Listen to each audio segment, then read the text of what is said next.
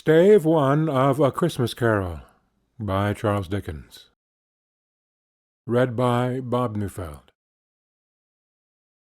Preface.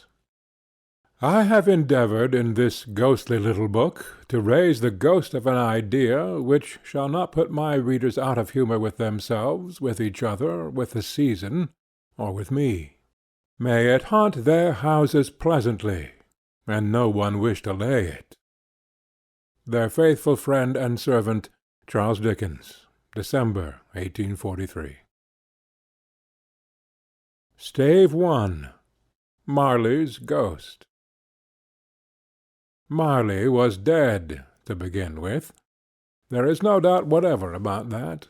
The register of his burial was signed by the clergyman, the clerk, the undertaker, and the chief mourner. Scrooge signed it, and Scrooge's name was good upon change for anything he chose to put his hand to. Old Marley was as dead as a door-nail. Mind, I don't mean to say that I know, of my own knowledge, what there is particularly dead about a door-nail. I might have been inclined myself to regard a coffin-nail as the deadest piece of ironmongery in the trade. But the wisdom of our ancestors is in the simile, and my unhallowed hands shall not disturb it, or the country is done for. You will therefore permit me to repeat emphatically that Marley was as dead as a door-nail. Scrooge knew he was dead? Of course he did. How could it be otherwise? Scrooge and he were partners for I don't know how many years. Scrooge was his sole executor, his sole administrator, his sole assign, his sole residuary legatee, his sole friend and sole mourner. And even Scrooge was not so dreadfully cut up by the sad event but that he was an excellent man of business on the very day of the funeral, and solemnized it with an undoubted bargain. The mention of Marley's funeral brings me back to the point I started from. There is no doubt that Marley was dead. This must be distinctly understood, or nothing wonderful can come of the story I am going to relate.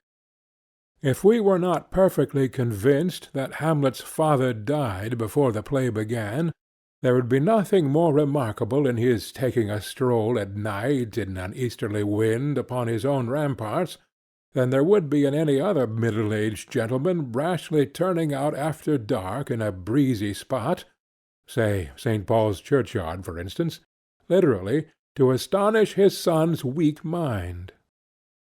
Scrooge never painted out old Marley's name.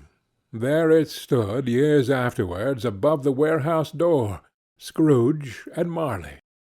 The firm was known as Scrooge and Marley. Sometimes people new to the business called Scrooge Scrooge, and sometimes Marley, but he answered to both names. It was all the same to him. Oh, but he was a tight-fisted hand at the grindstone, Scrooge. A squeezing, wrenching, grasping, scraping, clutching, covetous old sinner, hard and sharp as flint, from which no steel had ever struck out generous fire, secret and self-contained and solitary as an oyster. The cold within him froze his old features, nipped his pointed nose, shrivelled his cheek, stiffened his gait, made his eyes red, his thin lips blue, and spoke out shrewdly in his grating voice. A frosty rime was on his head, and on his eyebrows and his wiry chin.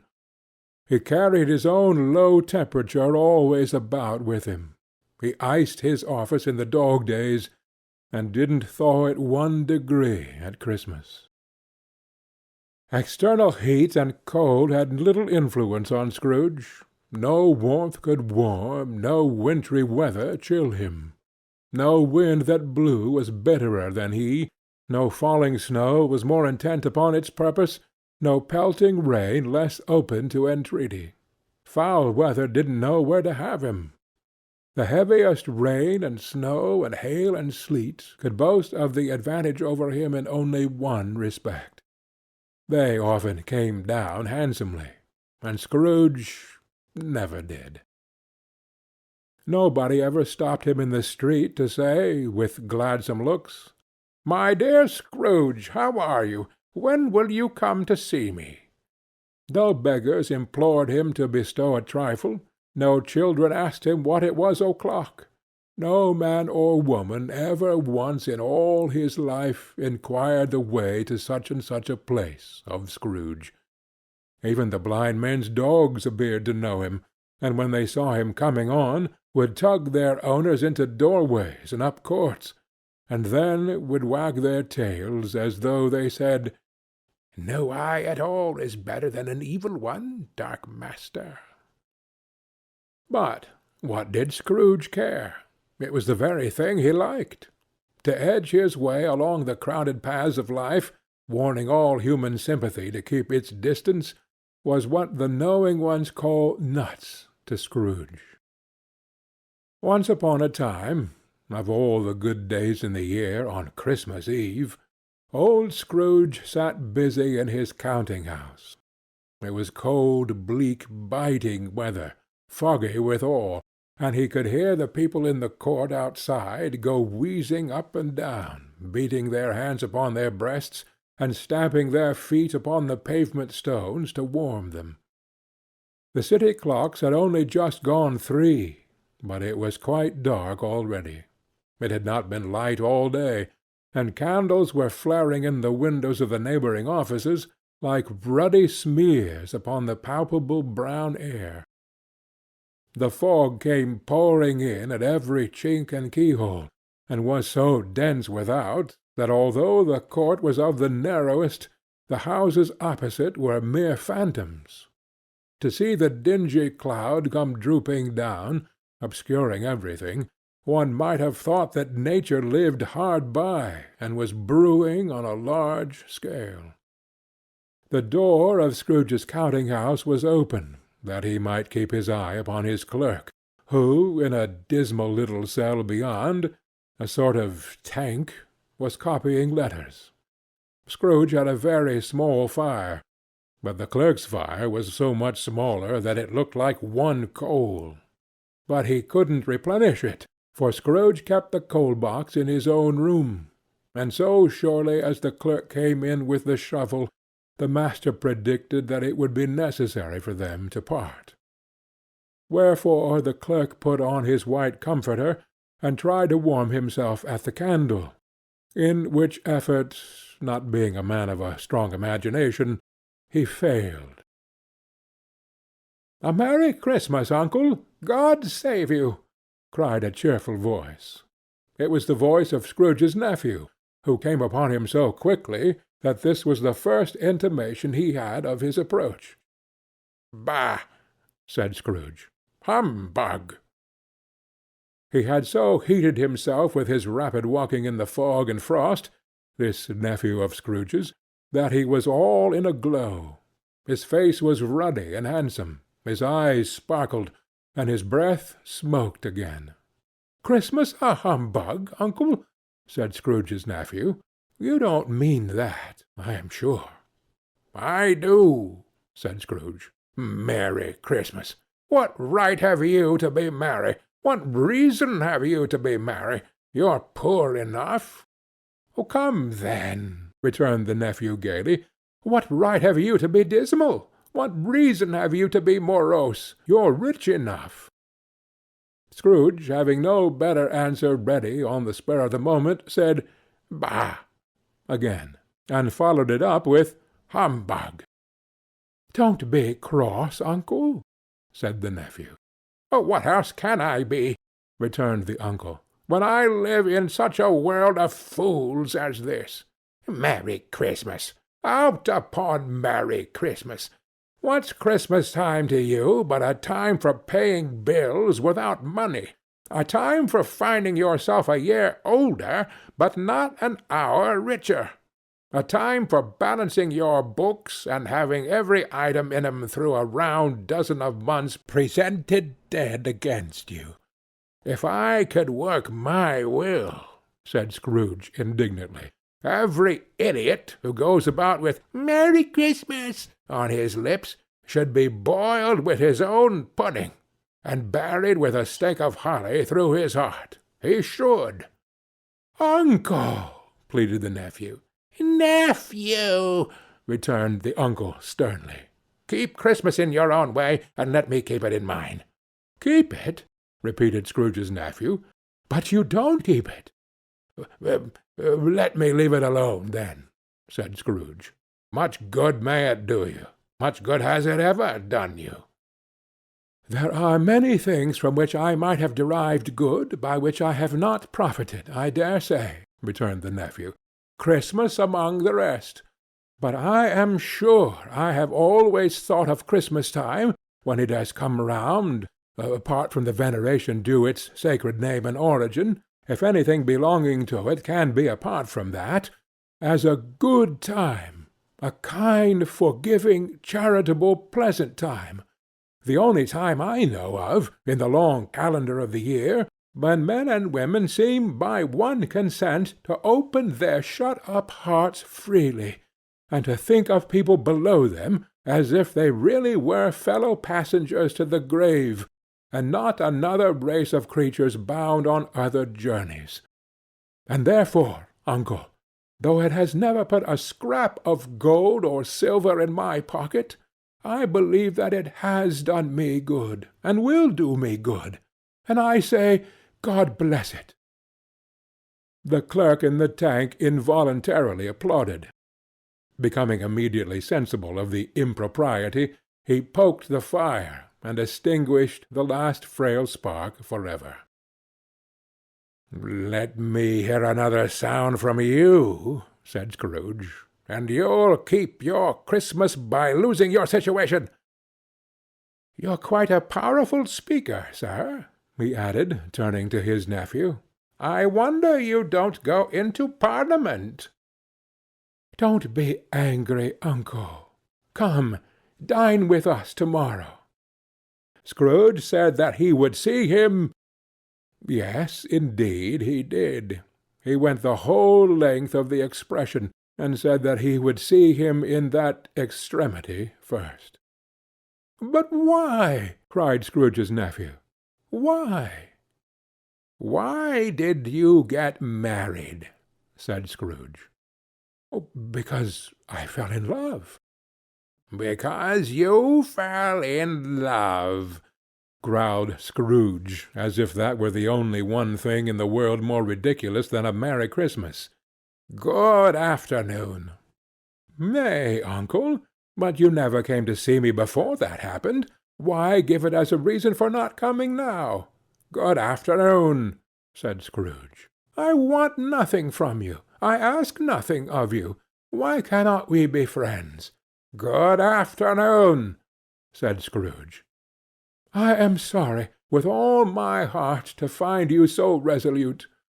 We have never had any quarrel to which I have been a party, but I have made the trial in homage to Christmas, and I'll keep my Christmas humour to the last.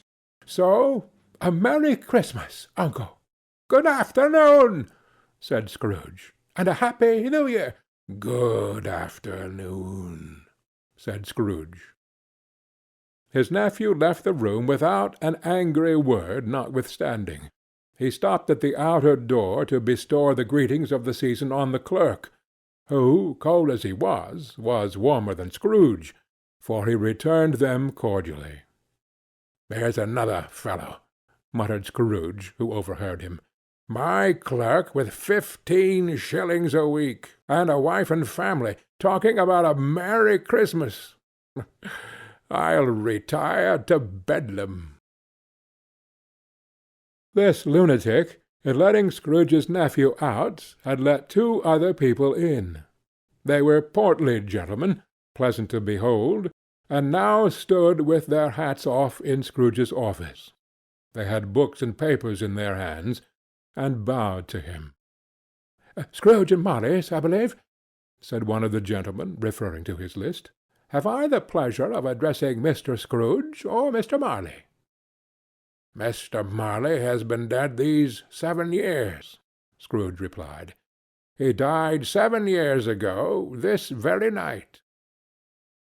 We have no doubt his liberality is well represented by his surviving partner," said the gentleman, presenting his credentials. It certainly was, for they had been two kindred spirits. At the ominous word liberality, Scrooge frowned, and shook his head, and handed the credentials back.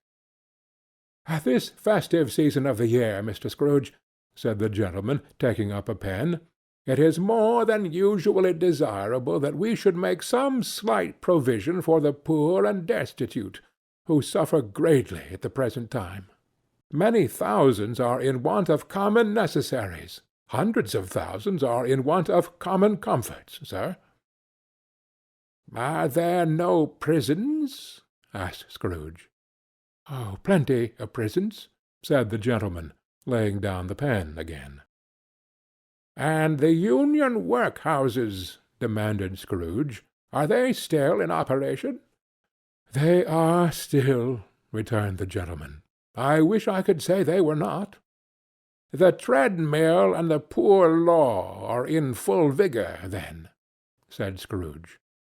"Both very busy, sir." "Ah! I was afraid, from what you said at first, that something had occurred to stop them in their useful course," said Scrooge. "I'm very glad to hear it." "Under the impression that they scarcely furnish Christian cheer of mind or body to the multitude," returned the gentleman, "a few of us are endeavoring to raise a fund to buy the poor some meat and drink, and means of warmth.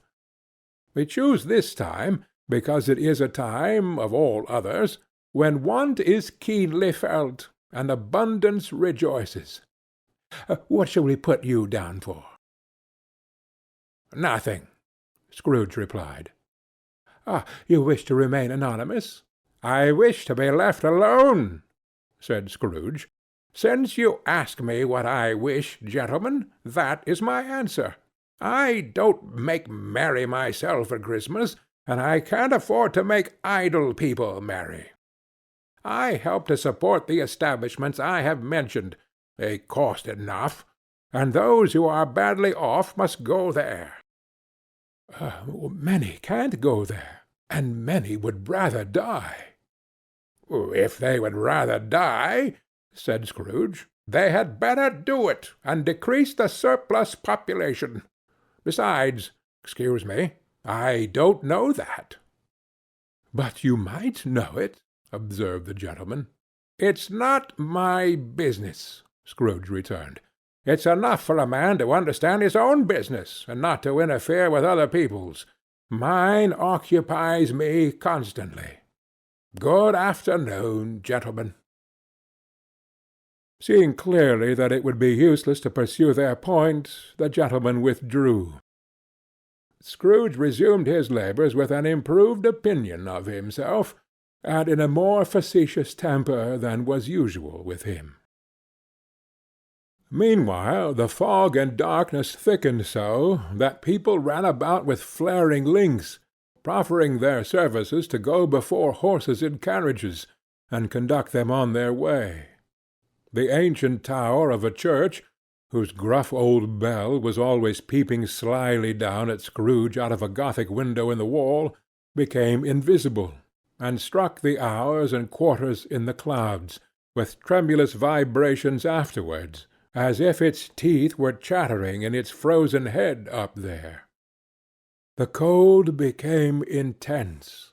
In the main street, at the corner of the court, some labourers were repairing the gas-pipes, and had lighted a great fire in a brazier, round which a party of ragged men and boys were gathered, warming their hands and winking their eyes before the blaze in rapture.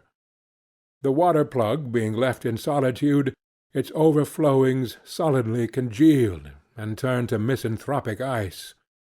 The brightness of the shops, where holly sprigs and berries crackled in the lamp heat of the windows, made pale faces ruddy as they passed.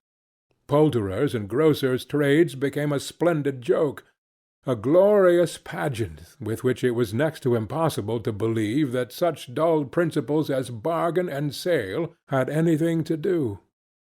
The Lord Mayor, in the stronghold of the mighty mansion-house, gave orders to his 50 cooks and butlers to keep Christmas as a Lord Mayor's household should, and even the little tailor, whom he had fined 5 shillings on the previous Monday for being drunk and bloodthirsty in the streets, stirred up tomorrow's pudding in his garret, while his lean wife and the baby sallied out to buy the beef.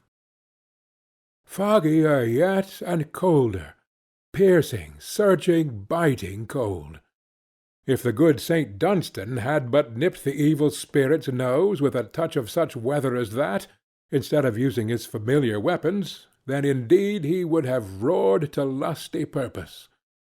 The owner of one scant young nose, gnawed and mumbled by the hungry cold, as bones are gnawed by dogs, stooped down at Scrooge's keyhole to regale him with a Christmas carol.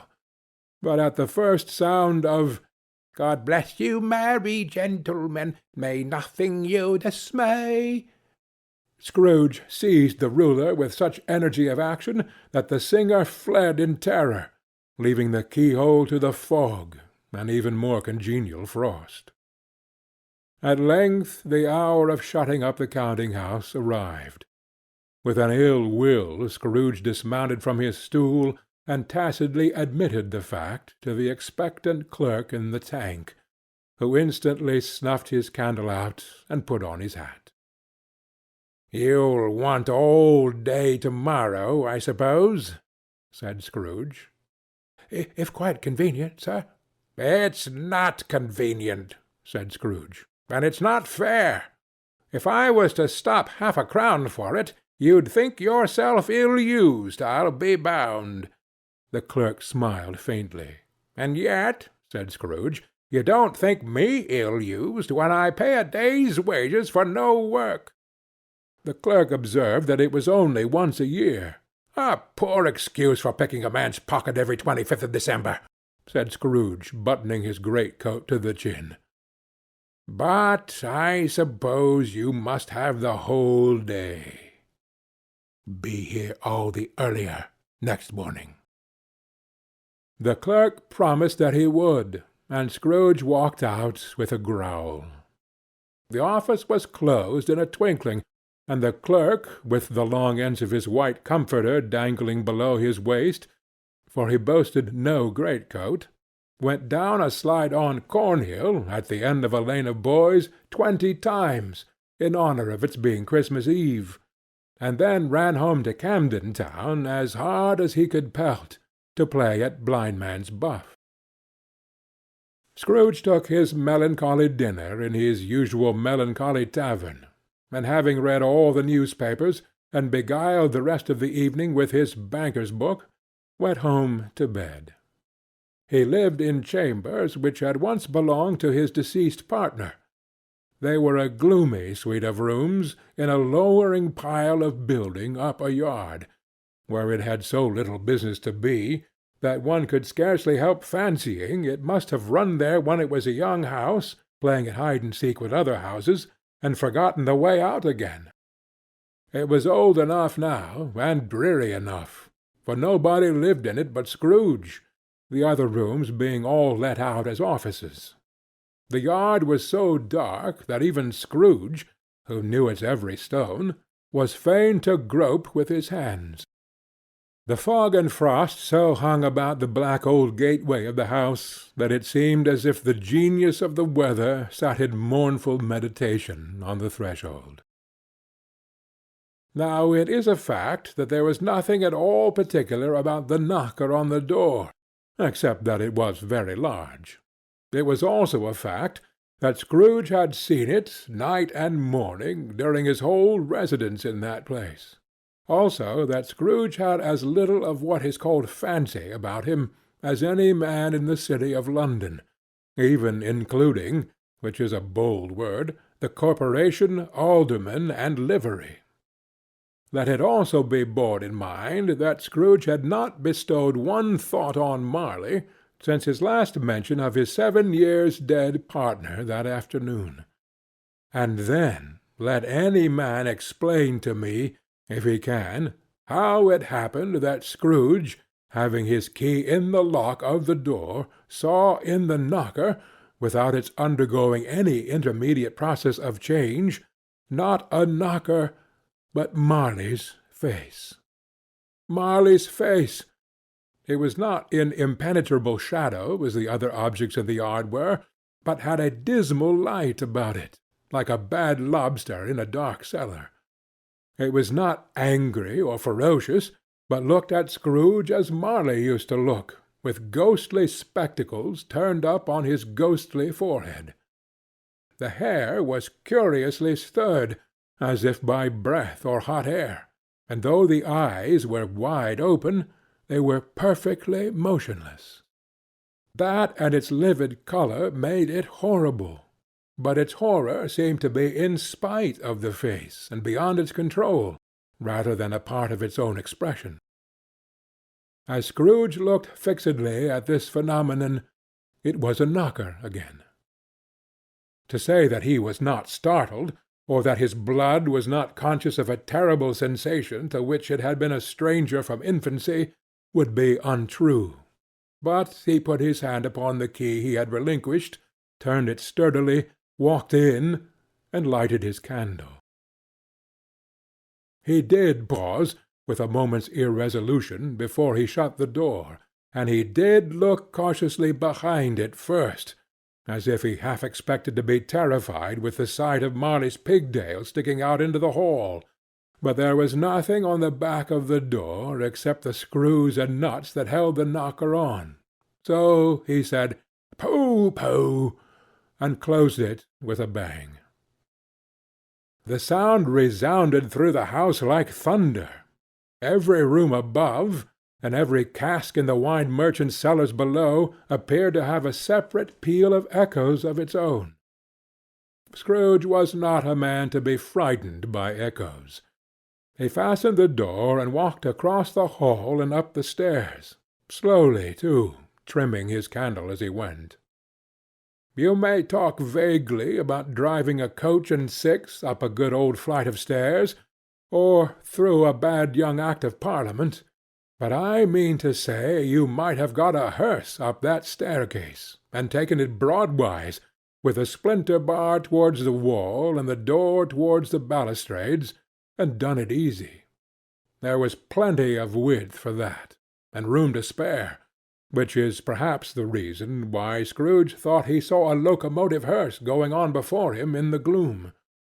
Half a dozen gas lamps out of the street wouldn't have lighted the entry too well, so you may suppose that it was pretty dark with Scrooge's dip.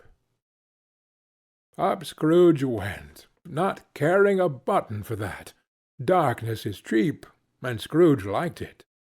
But before he shut his heavy door, he walked through his rooms to see that all was right. He had just enough recollection of the face to desire to do that.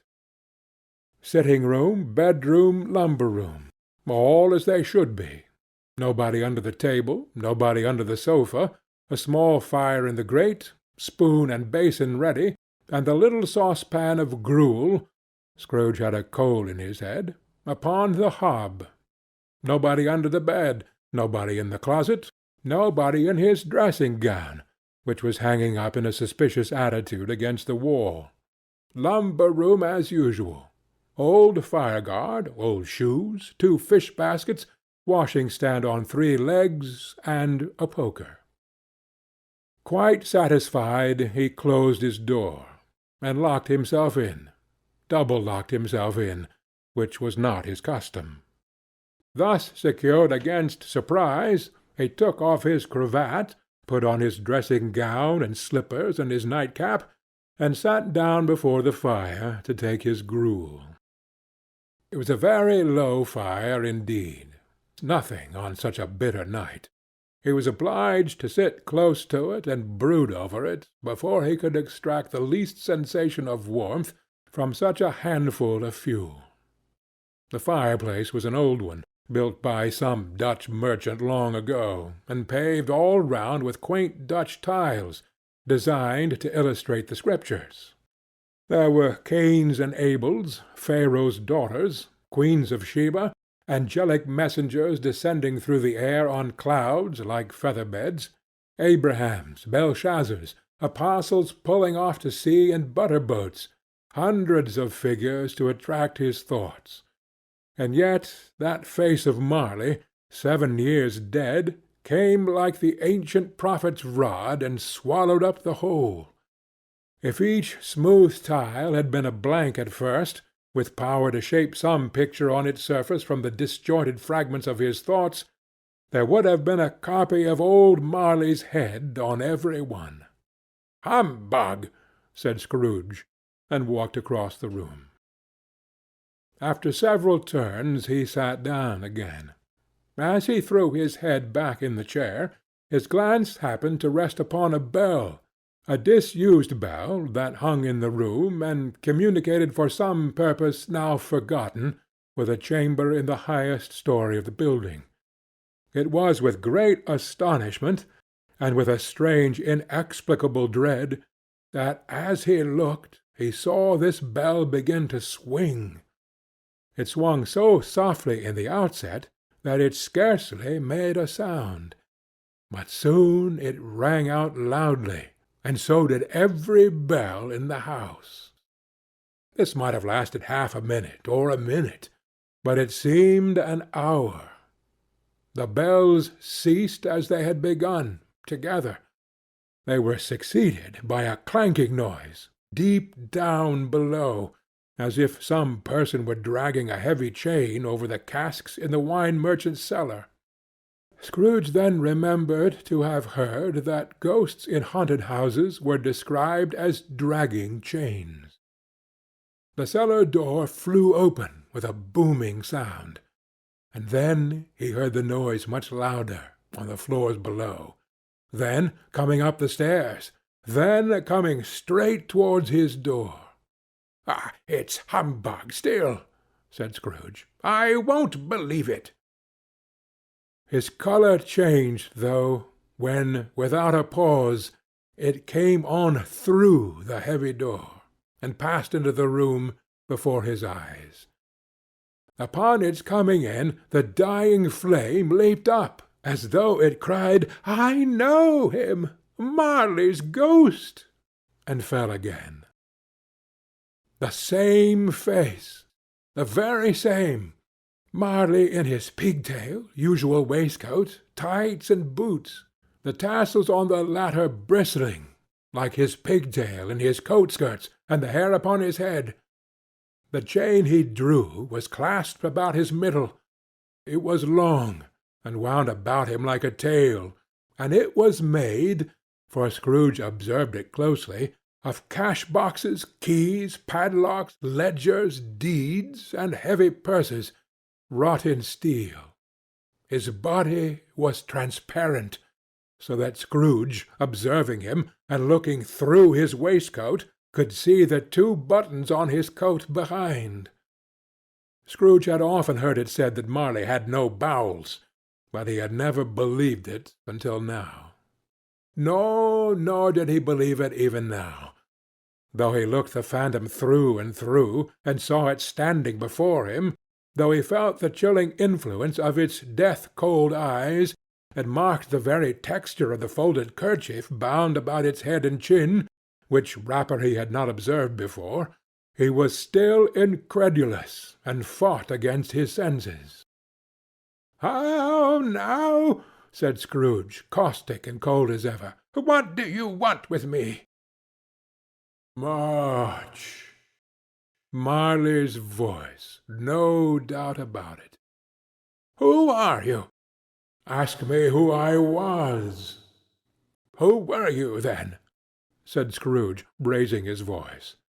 "You're particular for a shade." He was going to say "to a shade," but substituted this as more appropriate. "In life I was your partner, Jacob Marley." Can you sit down?" asked Scrooge, looking doubtfully at him. "I can." "Do it, then." Scrooge asked the question because he didn't know whether a ghost so transparent might find himself in a condition to take a chair, and felt that in the event of its being impossible, it might involve the necessity of an embarrassing explanation. But the ghost sat down on the opposite side of the fireplace, as if he were quite used to it. "You don't believe in me," observed the ghost. "I don't," said Scrooge. "What evidence would you have of my reality beyond that of your senses?" "I don't know," said Scrooge. "Why do you doubt your senses?" "Because," said Scrooge, "a little thing affects them. A slight disorder of the stomach makes them cheats. You may be an undigested bit of beef, a blot of mustard, a crumb of cheese, a fragment of an underdone potato. There's more of gravy than of grave about you, whatever you are." Scrooge was not much in the habit of cracking jokes, nor did he feel in his heart by any means waggish then. The truth is that he tried to be smart, as a means of distracting his own attention and keeping down his terror, for the spectre's voice disturbed the very marrow in his bones. To sit staring at those fixed glazed eyes in silence for a moment would play, Scrooge felt, the very deuce with him. There was something very awful, too, in the spectre's being provided with an infernal atmosphere of its own.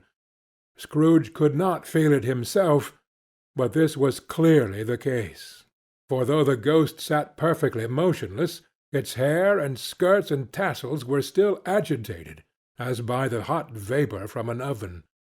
"You see this toothpick?" said Scrooge, returning quickly to the charge for the reason just assigned, and wishing, though it were only for a second, to divert the vision's stony gaze from himself.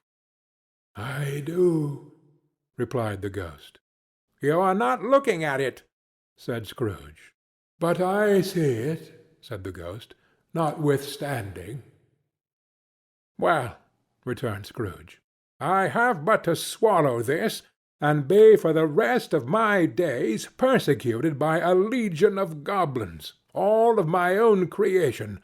Humbug, I tell you, humbug!" At this the spirit raised a frightful cry, and shook its chain with such a dismal and appalling noise that Scrooge held on tight to his chair to save himself from falling in a swoon. But how much greater was his horror when the phantom, taking off the bandage round its head, as if it were too warm to wear indoors, its lower jaw dropped down upon its breast.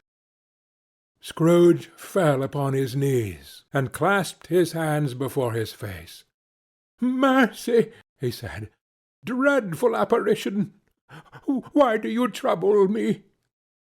"Man of the worldly mind," replied the ghost, "do you believe in me or not?" "I do," said Scrooge. "I must. But why do spirits walk the earth, and why do they come to me?" "It is required of every man," the ghost returned, "that the spirit within him should walk abroad among his fellow men, and travel far and wide.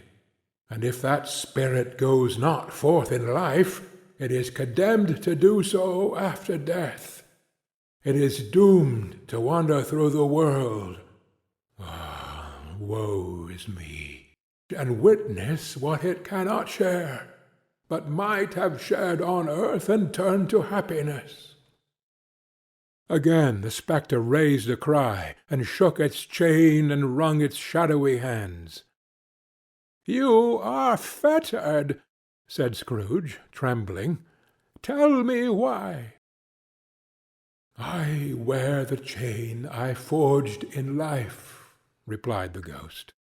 "I made it, link by link and yard by yard. I girded it on of my own free will, and of my own free will I wore it. Is its pattern strange to you? Scrooge trembled more and more.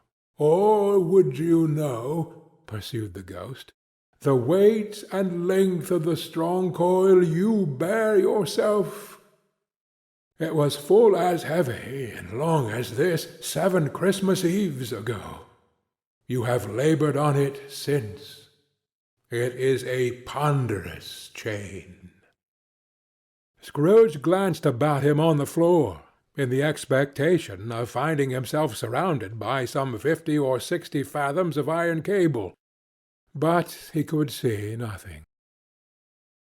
"Jacob," he said imploringly, "old Jacob Marley, tell me more.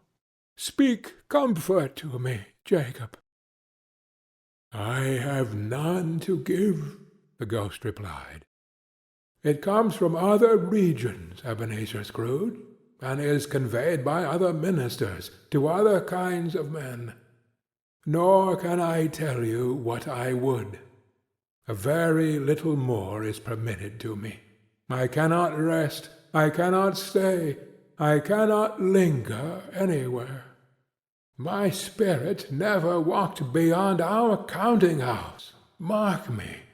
In life my spirit never roved beyond the narrow limits of our money-changing hole, and weary journeys lie before me." It was a habit with Scrooge, whenever he became thoughtful, to put his hands in his breeches pockets. Pondering on what the ghost had said, he did so now, but without lifting up his eyes or getting off his knees. "You must have been very slow about it, Jacob," Scrooge observed, in a business-like manner, though with humility and deference. "Slow?" the ghost repeated. "7 years dead," mused Scrooge, "and travelling all the time." "The whole time," said the ghost. "No rest, no peace, incessant torture of remorse." "You travel fast?" said Scrooge. "On the wings of the wind," replied the ghost. "You might have got over a great quantity of ground in 7 years," said Scrooge. The ghost, on hearing this, set up another cry, and clanked its chain so hideously in the dead silence of the night that the ward would have been justified in indicting it for a nuisance. "Oh, captive, bound, and double-ironed," cried the phantom, "not to know that ages of incessant labor by immortal creatures for this earth must pass into eternity, for the good of which it is susceptible is all developed. Not to know that any Christian spirit working kindly in its little sphere, whatever it may be, will find its mortal life too short for its vast means of usefulness. Not to know that no space of regret can make amends for one life's opportunity misused. Yet such was I. Oh, such was I." "But you were always a good man of business, Jacob," faltered Scrooge, who now began to apply this to himself. "Business!" cried the ghost, wringing its hands again. "Mankind was my business. The common welfare was my business. Charity, mercy, forbearance, and benevolence were all my business. The dealings of my trade were but a drop of water in the comprehensive ocean of my business." It held up its chain at arm's length, as if that were the cause of all its unavailing grief, and flung it heavily upon the ground again. "At this time of the rolling year," the spectre said, "I suffer most. Why did I walk through the crowds of fellow beings with my eyes turned down, and never raise them to that blessed star which led the wise men to a poor abode? Were there no poor homes to which its light would have conducted me? Scrooge was very dismayed to hear the spectre go on at this rate, and began to quake exceedingly. "Hear me!" cried the ghost. "My time is nearly gone." "I will," said Scrooge. "But don't be hard upon me. Don't be flowery, Jacob. Pray, how it is that I appear before you in a shape that you can see, I may not tell. I have sat invisible beside you many and many a day." It was not an agreeable idea. Scrooge shivered, and wiped the perspiration from his brow. "That is no light part of my penance," pursued the ghost. "I am here to-night to warn you that you have yet a chance and hope of escaping my fate. A chance and hope of my procuring, Ebenezer." "You were always a good friend to me," said Scrooge. "Thank'ee." "You will be haunted," resumed the ghost, "by 3 spirits." Scrooge's countenance fell, almost as low as the ghost's had done. "Is that the chance and hope you mentioned, Jacob?" he demanded, in a faltering voice. "It is." I think I'd rather not," said Scrooge. "Without their visits," said the ghost, "you cannot hope to shun the path I tread. Expect the first to-morrow, when the bell tolls 1. "Couldn't I take them all at once, and have it over, Jacob?" hinted Scrooge. "Expect the second on the next night, at the same hour. The third upon the next night, when the last stroke of 12 has ceased to vibrate. Look to see me no more, and look that for your own sake you remember what has passed between us." When it had said these words, the spectre took its wrapper from the table, and bound it round its head as before.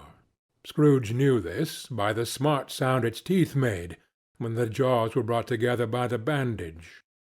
He ventured to raise his eyes again, and found his supernatural visitor confronting him in an erect attitude, with its chain wound over and about its arm. The apparition walked backward from him, and at every step it took the window raised itself a little, so that when the spectre reached it, it was wide open. It beckoned Scrooge to approach, which he did. When they were within 2 paces of each other, Marley's ghost held up its hand, warning him to come no nearer.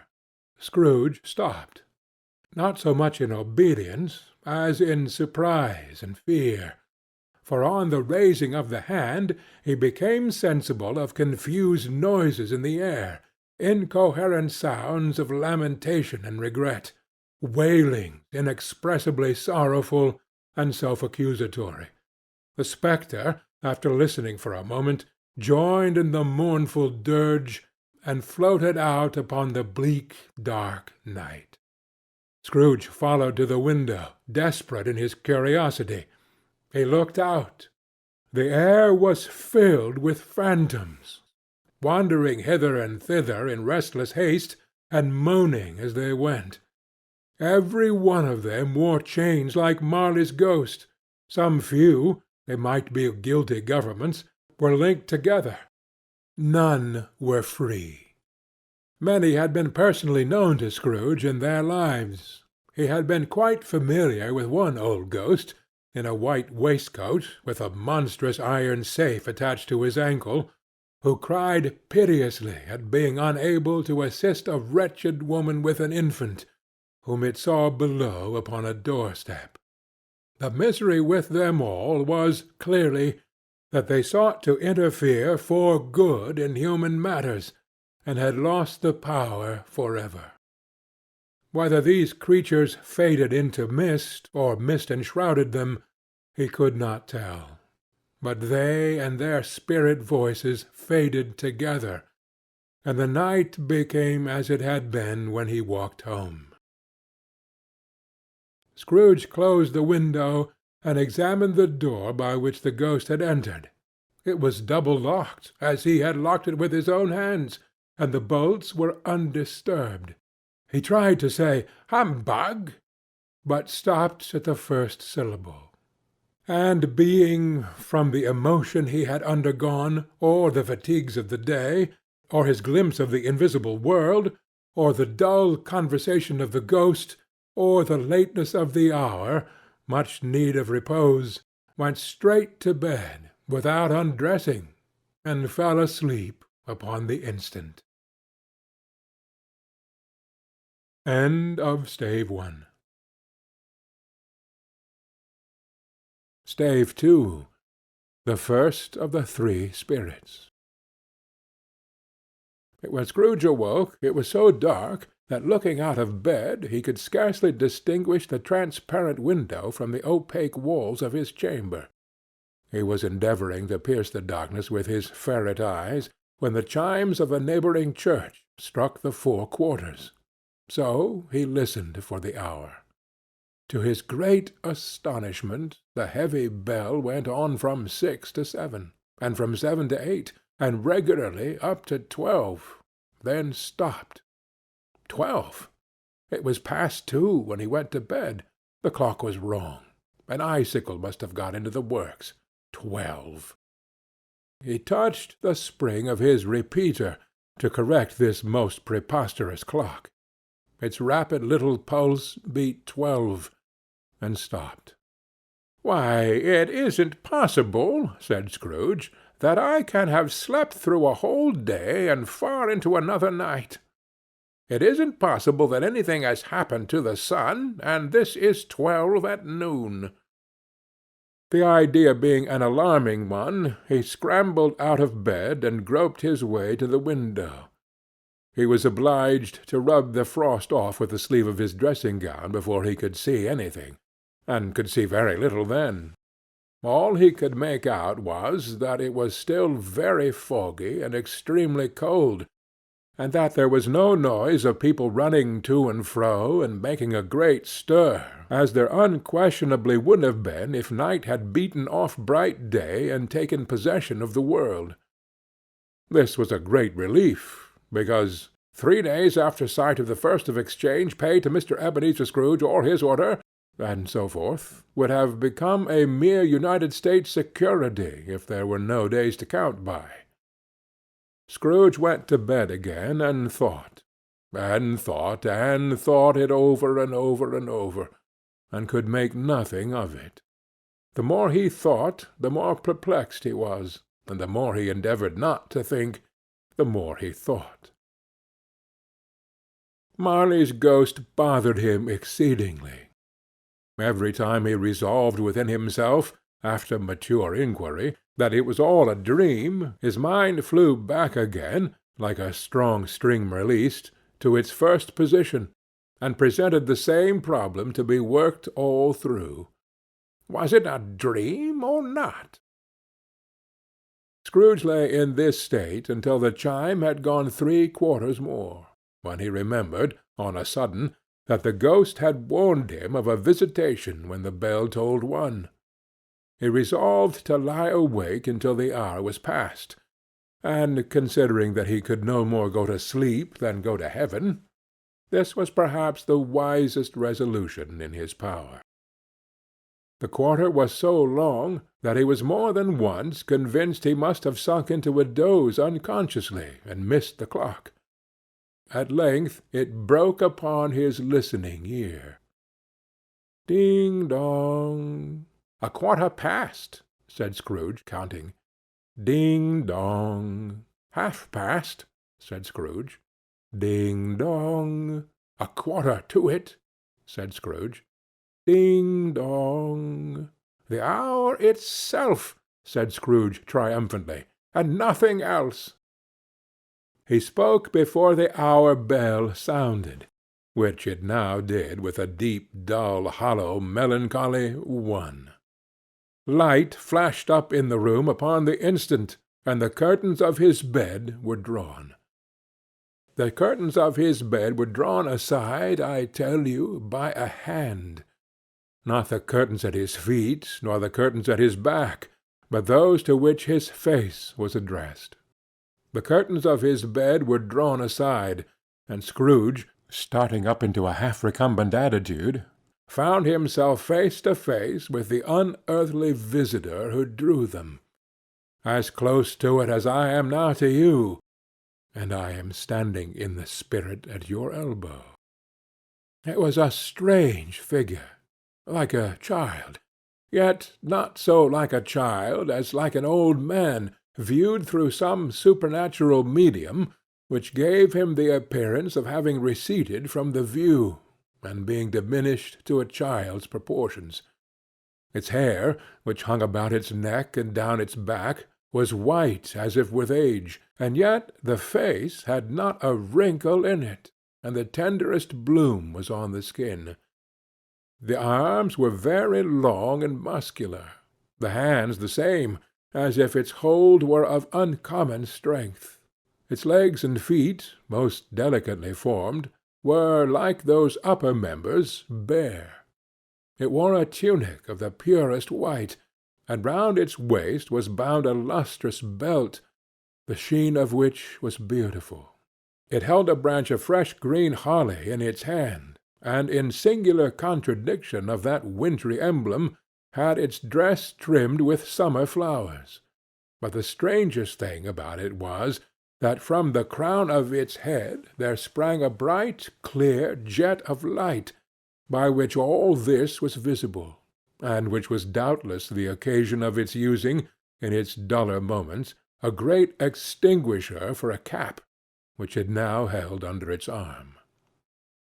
Even this, though, when Scrooge looked at it with increasing steadiness, was not its strangest quality, for as its belt sparkled and glittered now in one part and now in another, and what was light one instant another time was dark, so the figure itself fluctuated in its distinctness, being now a thing with one arm, and now with one leg, now with 20 legs, now a pair of legs without a head, now a head without a body, of which dissolving parts no outline would be visible in the dense gloom wherein they melted away. And in the very wonder of this, it would be itself again, distinct and clear as ever. "Are you the spirit, sir, whose coming was foretold to me?" asked Scrooge. "I am." The voice was soft and gentle, singularly low, as if instead of being so close beside him, it were at a distance. "Who and what are you?" Scrooge demanded. "I am the ghost of Christmas past." "Long past?" inquired Scrooge, observant of its dwarfish stature. "No, your past." Perhaps Scrooge could not have told anybody why, if anybody could have asked him, but he had a special desire to see the spirit in his cap, and begged him to be covered. "What!" exclaimed the ghost.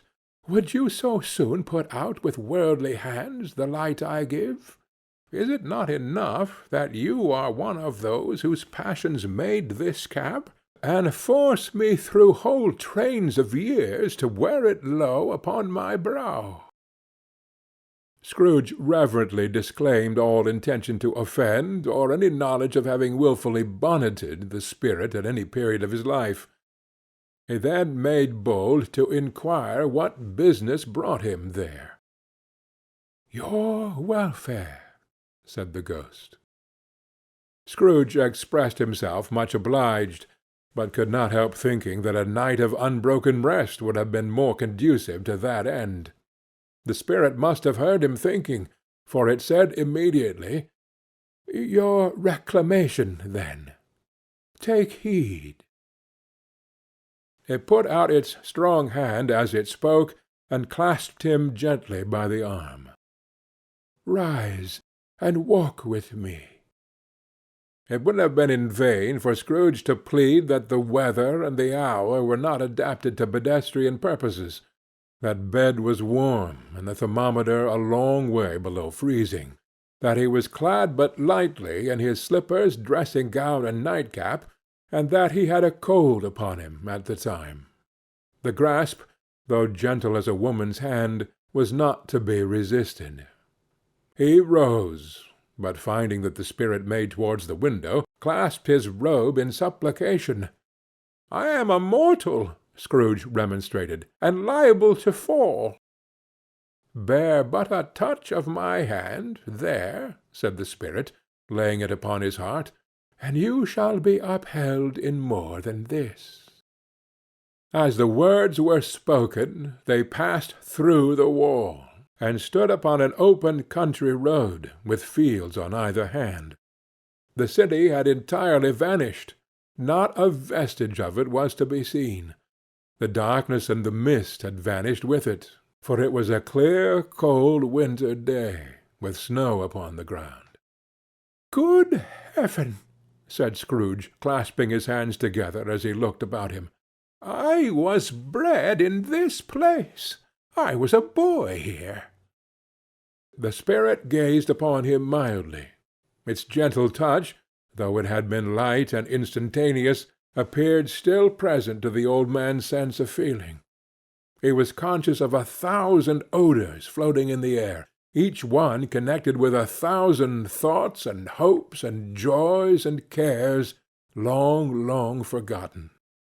"Your lip is trembling," said the ghost. "And what is that upon your cheek?" Scrooge muttered, with an unusual catching in his voice, that it was a pimple, and begged the ghost to lead him where he would. "You recollect the way?" inquired the spirit. "Remember it!" cried Scrooge with fervour. "I could walk it blindfold." "Strange to have forgotten it for so many years," observed the ghost. "Let us go on." They walked along the road, Scrooge recognizing every gate and post and tree, until a little market town appeared in the distance, with its bridge, its church, and winding river. Some shaggy ponies now were seen trotting towards them with boys upon their backs, who called to other boys in country gigs and carts, driven by farmers. All these boys were in great spirits, and shouted to each other, until the broad fields were so full of merry music that the crisp air laughed to hear it. "These are but shadows of the things that have been," said the ghost. "They have no consciousness of us." The jocund travellers came on, and as they came, Scrooge knew and named them, every one. Why was he rejoiced beyond all bounds to see them? Why did his cold eye glisten, and his heart leap up as they went past? Why was he filled with gladness when he heard them give each other Merry Christmas, as they parted at crossroads and byways for their several homes? What was Merry Christmas to Scrooge? Out upon Merry Christmas! What good had it ever done to him? "The school is not quite deserted," said the ghost. "A solitary child, neglected by his friends, is left there still." Scrooge said he knew it, and he sobbed.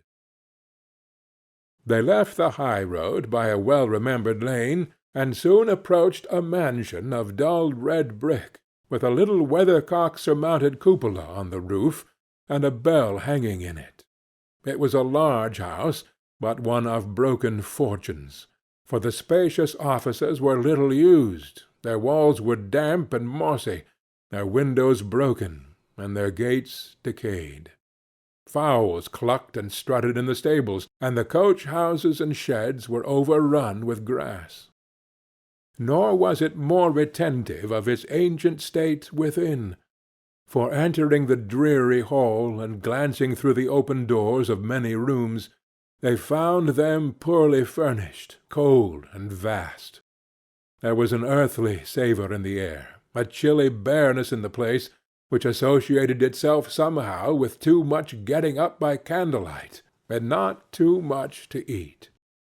They went, the ghost and Scrooge, across the hall to a door at the back of the house. It opened before them, and disclosed a long, bare, melancholy room, made barer still by lines of plain deal forms and desks. At one of these a lonely boy was reading near a feeble fire, and Scrooge sat down upon a form and wept to see his poor forgotten self as he used to be. Not a latent echo in the house, not a squeak and scuffle from the mice behind the panelling, not a drip from the half-thawed waterspout in the dull yard behind, not a sigh among the leafless boughs of one despondent poplar, not of the idle swinging of an empty storehouse door, no, not a clicking in the fire, but fell upon the heart of Scrooge with a softening influence, gave it a freer passage to his tears. The spirit touched him on his arm, and pointed to his younger self, intent upon his reading. Suddenly a man in foreign garments, wonderfully real and distinct to look at, stood outside the window, with an axe stuck in his belt, and leading by the bridle an ass laden with wood. "Why, it's Ali Baba!" Scrooge exclaimed in ecstasy. "It's dear old honest Ali Baba! Yes, yes, I know. Oh, one Christmas time, when yonder solitary child was left here all alone, he did come for the first time, just like that poor boy. And Valentine," said Scrooge, "and his wild brother Orson, there they go, and what's his name, who was put down in his drawers asleep at the gate of Damascus. Don't you see him?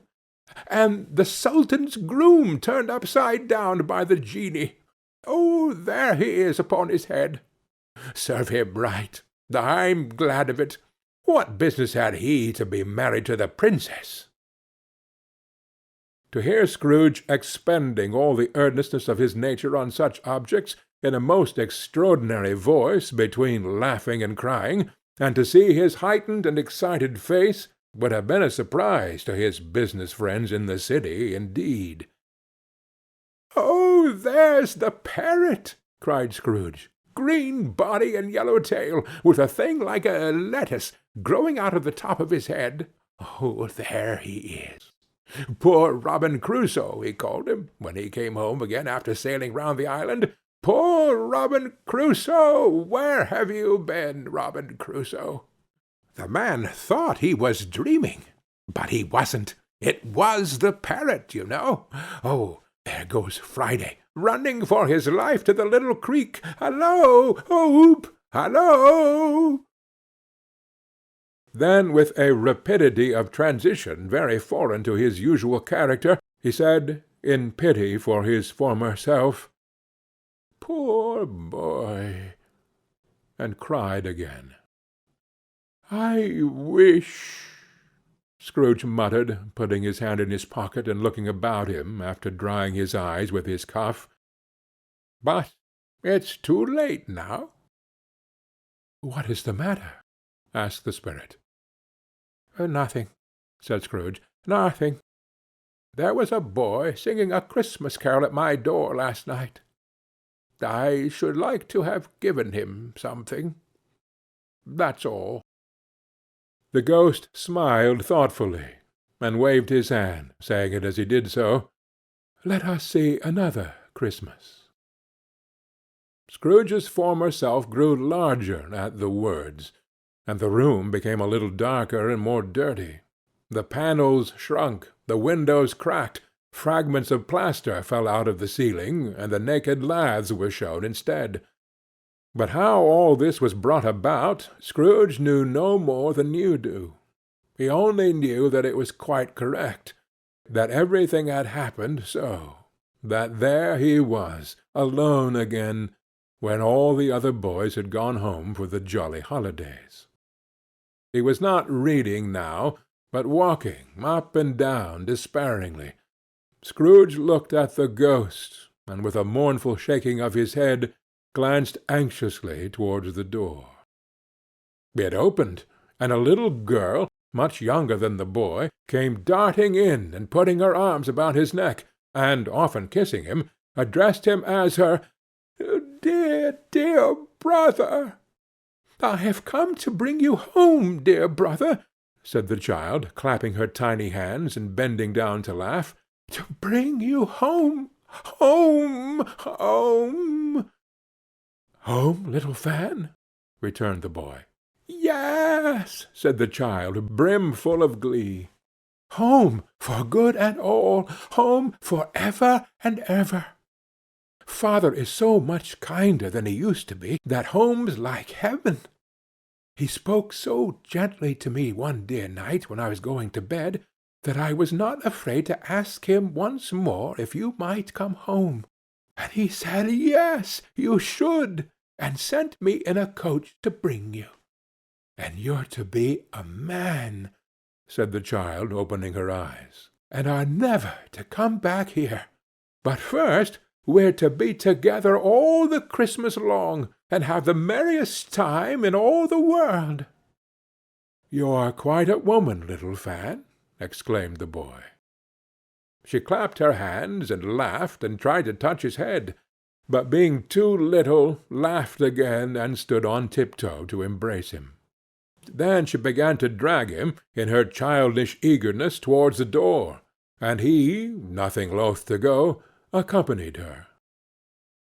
A terrible voice in the hall cried, "Bring down Master Scrooge's box, there!" And in the hall appeared the schoolmaster himself, who glared on Master Scrooge with a ferocious condescension, and threw him into a dreadful state of mind by shaking hands with him. He then conveyed him and his sister into the veriest old well of a shivering best parlour that ever was seen, where the maps upon the wall, and the celestial and terrestrial globes in the windows, were waxy with cold. Here he produced a decanter of curiously light wine, and a block of curiously heavy cake, and administered instalments of these dainties to the young people, at the same time sending out a meagre servant to offer a glass of something to the post-boy, who answered that he thanked the gentleman, but if it was the same tap as he had tasted before, he would rather not.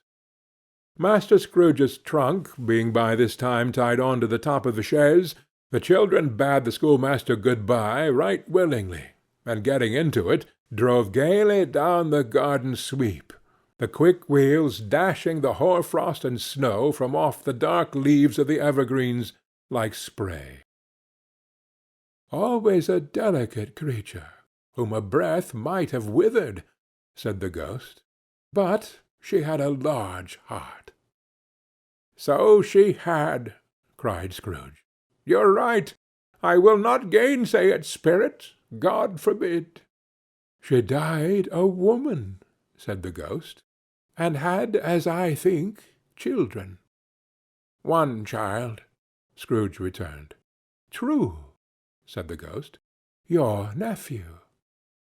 Scrooge seemed uneasy in his mind, and answered briefly, "Yes." Although they had but that moment left the school behind them, they were now in the busy thoroughfares of a city, where shadowy passengers passed and repassed, where shadowy carts and coaches battled for their way, and all the strife and tumult of a real city were. It was made plain enough by the dressing of the shops that here too it was Christmas time again, but it was evening, and the streets were lighted up. The ghost stopped at a certain warehouse door, and asked Scrooge if he knew it. "Know it?" said Scrooge. "Was I apprenticed here?" They went in. At sight of an old gentleman in a Welsh wig, sitting behind such a high desk that if he had been 2 inches taller he must have knocked his head against the ceiling, Scrooge cried in great excitement, "Why, it's old Fezziwig! Bless his heart, it's Fezziwig alive again!" Old Fezziwig laid down his pen and looked up at the clock, which pointed to the hour of 7. He rubbed his hands, adjusted his capacious waistcoat, laughed all over himself from his shoes to his organ of benevolence, and called out in a comfortable, oily, rich, fat, jovial voice, "Yo, there, Ebenezer! Dick!" Scrooge's former self, now grown a young man, came briskly in, accompanied by his fellow prentice. "Dick Wilkins, to be sure," said Scrooge to the ghost. "Bless me, yes, there he is. He was very much attached to me, was Dick. Poor Dick! Dear, dear!" "Yo-ho, my boys!" said Fezziwig. "No more work to-night. Christmas Eve, Dick. Christmas, Ebenezer. Let's have the shutters up," cried old Fezziwig, with a sharp clap of his hands, "before a man can say Jack Robinson." You wouldn't believe how these two fellows went at it. They charged into the street with the shutters, 1, 2, 3, had 'em up in their places, 4, 5, 6, barred 'em and pinned 'em, 7, 8, 9, and came back before you could have got to 12, panting like racehorses. "Hi-le-ho!" cried old Fezziwig, skipping down from the high desk with wonderful agility. "Clear away, my lads, and let's have a lots of room here. Hi-le-ho, Dick! Cheer up, Ebenezer!" Clear away! There was nothing they wouldn't have cleared away, or couldn't have cleared away, with old Fezziwig looking on. It was done in a minute. Every movable was packed off, as if it were dismissed from public life for evermore. The floor was swept and watered, the lamps were trimmed, fuel was heaped upon the fire, and the warehouse was as snug and warm and dry and bright a ball-room as you would desire to see upon a winter's night. In came a fiddler with a music-book, and went up to the lofty desk, and made an orchestra of it, and tuned like 50 stomach-aches. In came Mrs. Fezziwig, one vast substantial smile. In came the 3 Miss Fezziwigs, beaming and lovable. In came the 6 young followers whose hearts they broke. In came all the young men and women employed in the business. In came the housemaid, with her cousin the baker. In came the cook, with her brother's particular friend the milkman. In came the boy from over the way, who was suspected of not having board enough from his master, trying to hide himself behind the girl from the next door but one, who was proved to have had her ears pulled by her mistress. In they all came, one after another, some shyly, some boldly, some gracefully, some awkwardly, some pushing, some pulling. In they all came, anyhow and everyhow.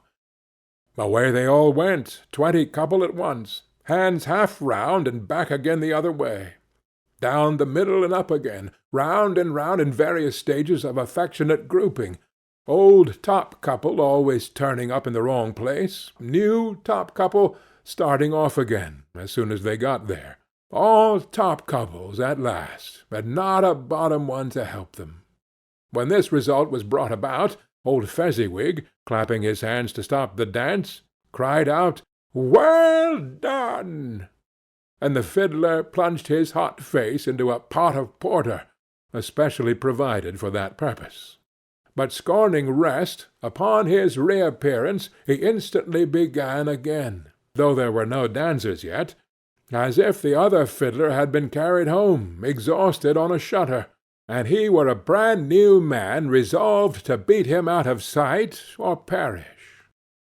There were more dances, and there were forfeits, and more dances, and there was cake, and there was negus, and there was a great piece of cold roast, and there was a great piece of cold boiled, and there were minced pies, and plenty of beer. But the great effect of the evening came after the roast and boiled, when the fiddler, an artful dog mind, the sort of man who knew his business better than you or I could have told it him, struck up Sir Roger de Coverley. Then old Fezziwig stood out to dance with Mrs. Fezziwig, top couple too, with a good stiff piece of work cut out for them, 3 or 4 or 20 pair of partners, people who would dance, and had no notion of walking. But if they had been twice as many, 4 times, old Fezziwig would have been a match for them, and so would Mrs. Fezziwig. As to her, she was worthy to be his partner in every sense of the term. If that's not high praise, tell me higher, and I'll use it. A positive light appeared to issue from Fezziwig's calves. They shone in every part of the dance like moons. You couldn't have predicted, at any given time, what would have become of them next. And when old Fezziwig and Mrs. Fezziwig had gone all through the dance, advance and retire, both hands to your partner, bow and curtsy, corkscrew, thread the needle, and back again to your place, Fezziwig cut so deftly that he appeared to wink with his legs, and came upon his feet again without a stagger. When the clock struck 11, the domestic ball broke up. Mr. and Mrs. Fezziwig took their station, one on either side of the door, and shaking hands with every person individually as he or she went out, wished him or her a Merry Christmas. When everybody had retired but the 2 prentices, they did the same to them, and thus the cheerful voices died away, and the lads were left to their beds, which were under a counter in the back shop. During the whole of this time Scrooge had acted like a man out of his wits. His heart and soul were in the scene, and with his former self. He corroborated everything, remembered everything, enjoyed everything, and underwent the strangest agitation. It was not until now, when the bright faces of his former self and Dick were turned from them, that he remembered the ghost, and became conscious that it was looking full upon him, while the light upon its head burnt very clear. "A small matter," said the ghost, "to make these silly folks so full of gratitude." "Small!" echoed Scrooge. The spirit signed to him to listen to the 2 apprentices, who were pouring out their hearts in praise of Fezziwig, and when he had done so, said, "Why, is it not? He has spent but a few pounds of your mortal money. 3 or 4, perhaps. Is that so much that he deserves this praise?" "What isn't that?" said Scrooge, heated by the remark, and speaking unconsciously like his former, not his latter, self. "It isn't that, spirit. He has the power to render us happy or unhappy, to make our service light or burdensome, a pleasure or a toil. Say that his power lies in words and looks, in things so slight and insignificant that it is impossible to add and count 'em up. What then? The happiness he gives is quite as great as if it cost a fortune." He felt the spirit's glance, and stopped. "What is the matter?" asked the ghost. "Nothing particular," said Scrooge. "Something, I think," the ghost insisted. "No," said Scrooge.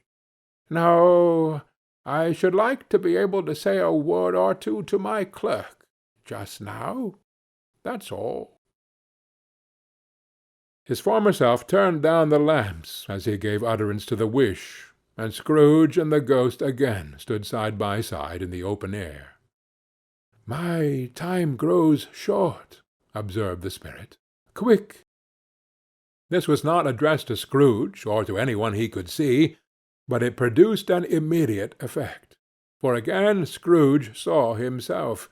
He was older now, a man in the prime of life. His face had not the harsh and rigid lines of later years, but it had begun to wear the signs of care and avarice. There was an eager, greedy, restless motion in the eye, which showed the passion that had taken root, and where the shadow of the growing tree would fall. He was not alone, but sat by the side of a fair young girl in a mourning dress, in whose eyes there were tears, which sparkled in the light that shone out of the ghost of Christmas past.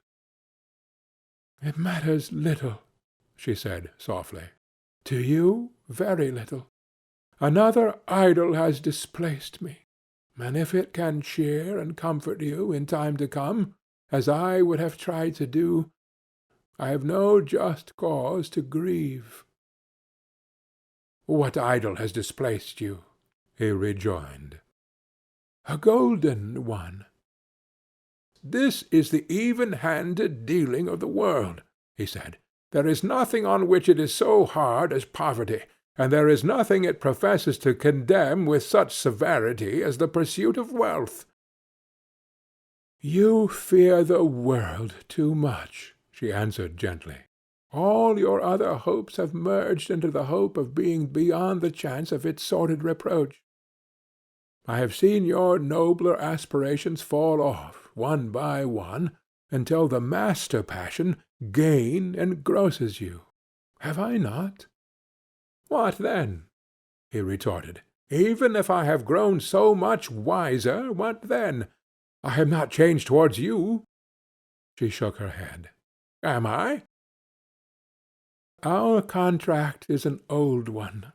It was made when we were both poor and content to be so, until, in good season, we could improve our worldly fortune by our patient industry. You are changed. When it was made, you were another man." "I was a boy," he said impatiently. "Your own feeling tells you that you were not what you are," she returned. "I am. That which promised happiness when we were one in heart is fraught with misery now that we are two. How often and how keenly I have thought of this, I will not say. It is enough that I have thought of it, and can release you." "Have I ever sought release?" "In words, no, never." "In what, then?" "In a changed nature, in an altered spirit, in another atmosphere of life, another hope as its great end, in everything that made my love of any worth or value in your sight. If this had never been between us," said the girl, looking mildly, but with steadiness, upon him, "tell me, would you seek me out and try to win me now?" "Ah, no." He seemed to yield to the justice of this supposition, in spite of himself. But he said, with a struggle, "You think not?"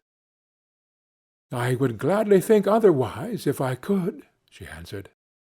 "Heaven knows, when I have learned a truth like this, I know how strong and irresistible it must be. But if you were free today, tomorrow, yesterday, can even I believe that you would choose a dowerless girl, you who, in your very confidence with her, weighing everything by gain, or choosing her, if for a moment you were false enough to your own guiding principle to do so, do I not know that your repentance and regret would surely follow? I do. And I release you, with a full heart, for the love of him you once were." He was about to speak, but with her head turned from him, she resumed. "You may, the memory of what is past half makes me hope you will, have pain in this. A very, very brief time, and you will dismiss the recollection of it gladly as an unprofitable dream from which it happened well that you awoke. May you be happy in the life you have chosen." She left him, and they parted. "Spirit," said Scrooge, "show me no more. Conduct me home. Why do you delight to torture me?" "One shadow more," exclaimed the ghost. "No more," cried Scrooge. "No more. I don't wish to see it. Show me no more." But the relentless ghost pinioned him in both his arms, and forced him to observe what happened next. They were in another scene and place, a room, not very large or handsome, but full of comfort. Near to the winter fire sat a beautiful young girl, so like that last that Scrooge believed it was the same, until he saw her, now a comely matron, sitting opposite her daughter. The noise in this room was perfectly tumultuous, for there were more children there than Scrooge in his agitative state of mind could count, and unlike the celebrated herd in the poem, they were not 40 children conducting themselves like one, but every child was conducting itself like 40. The consequences were uproarious beyond belief, but no one seemed to care. On the contrary, the mother and daughter laughed heartily, and enjoyed it very much, and the latter, soon beginning to mingle in the sports, got pillaged by the young brigands most ruthlessly. What would I not have given to be one of them? Though I never could have been so rude. No, no. I wouldn't for the wealth of all the world have crushed that braided hair and torn it down, and for the precious little shoe I wouldn't have plucked it off, God bless my soul, to save my life. As to measuring her waist in sport, as they did, bold young brood, I couldn't have done it. I should have expected my arm to have grown round it for a punishment, and never come straight again. And yet I should have dearly liked, I own, to have touched her lips, to have questioned her, that she might have opened them, to have looked upon the lashes of my downcast eyes, and never raised a blush, to have let loose waves of hair, an inch of which would be a keepsake beyond price. In short, I should have liked, I do confess, to have had the lightest license of a child, and yet to have been man enough to know its value. But now a knocking at the door was heard, and such a rush immediately ensued, that with laughing face and plundered dress was borne towards it the centre of a flushed and boisterous group, just in time to greet the father, who came home attended by a man laden with Christmas toys and presents. Then the shouting and the struggling, and the onslaught that was made on the defenceless porter, the scaling him with chairs for ladders to dive into his pockets, despoil him of brown paper parcels, hold on tight by his cravat, hug him round his neck, pommel his back, and kick his legs in irrepressible affection. The shouts of wonder and delight with which the development of every package was received, the terrible announcement that the baby had been taken in the act of putting a doll's frying-pan into his mouth, and was more than suspected of having swallowed a fictitious turkey, glued on a wooden platter. The immense relief of finding this a false alarm. The joy and gratitude and ecstasy, they are all indescribable alike. It is enough that by degrees the children and their emotions got out of the parlour, and by one stair at a time, up to the top of the house, where they went to bed, and so subsided. And now Scrooge looked on more attentively than ever, when the master of the house, having his daughter leaning fondly on him, sat down with her and her mother at his own fireside. And when he thought that such another creature, quite as graceful and as full of promise, might have called him father, and been a springtime in the haggard winter of his life, his sight grew very dim indeed. "Belle," said the husband, turning to his wife with a smile, "I saw an old friend of yours this afternoon." "Who was it?" "Guess." "Well, how can I? I don't know," she added in the same breath, laughing as he laughed. "Mr. Scrooge." "Mr. Scrooge it was. I passed his office window, and as it was not shut up, and he had a candle inside, I could scarcely help seeing him. His partner lies upon the point of death, I hear, and there he sat alone, quite alone in the world, I do believe." "Spirit," said Scrooge in a broken voice, "remove me from this place." "I told you these were shadows of the things that have been," said the ghost. "That they are what they are, do not blame me." "Remove me!" Scrooge exclaimed. "I cannot bear it." He turned upon the ghost, and seeing that it looked upon him with a face in which in some strange way there were fragments of all the faces it had shown him, wrestled with it. "Leave me! Take me back! Haunt me no longer!" In the struggle, if that can be called a struggle, in which the ghost, with no visible resistance on its own part, was undisturbed by any effort of its adversary, Scrooge observed that its light was burning high and bright, and dimly connecting that with its influence over him, he seized the extinguisher cap, and by a sudden action pressed it down upon its head. The spirit dropped beneath it, so that the extinguisher covered its whole form, but though Scrooge pressed it down with all his force, he could not hide the light, which streamed from under it in an unbroken flood upon the ground. He was conscious of being exhausted and overcome by an irresistible drowsiness, and further, of being in his own bedroom. He gave the cap a parting squeeze, in which his hand relaxed, and had barely time to reel to bed before he sank into a heavy sleep. End of Stave 2. Stave 3. The second of the three spirits. Awakening in the middle of a prodigiously tough snore, and sitting up in bed to get his thoughts together, Scrooge had no occasion to be told that the bell was again upon the stroke of 1. He felt that he was restored to consciousness in the right nick of time for the especial purpose of holding a conference with the second messenger dispatched to him through Jacob Marley's intervention.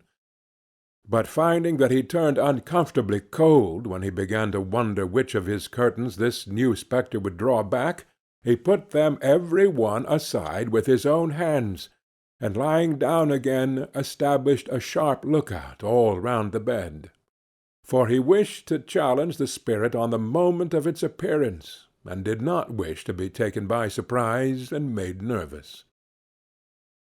Gentlemen of the free and easy sort, who plumed themselves on being acquainted with a move or two, and being usually equal to the time of day, express the wide range of their capacity for adventure by observing that they are good for anything from pitch and toss to manslaughter, between which opposite extremes no doubt there lies a tolerably wide and comprehensive range of subjects. Without venturing for Scrooge quite as heartily as this, I don't mind calling on you to believe that he was ready for a good broad field of strange appearances, and that nothing between a baby and a rhinoceros would have astonished him very much. Now, being prepared for almost anything, he was not by any means prepared for nothing, and consequently, when the bell struck 1 and no shape appeared, he was taken with a violent fit of trembling.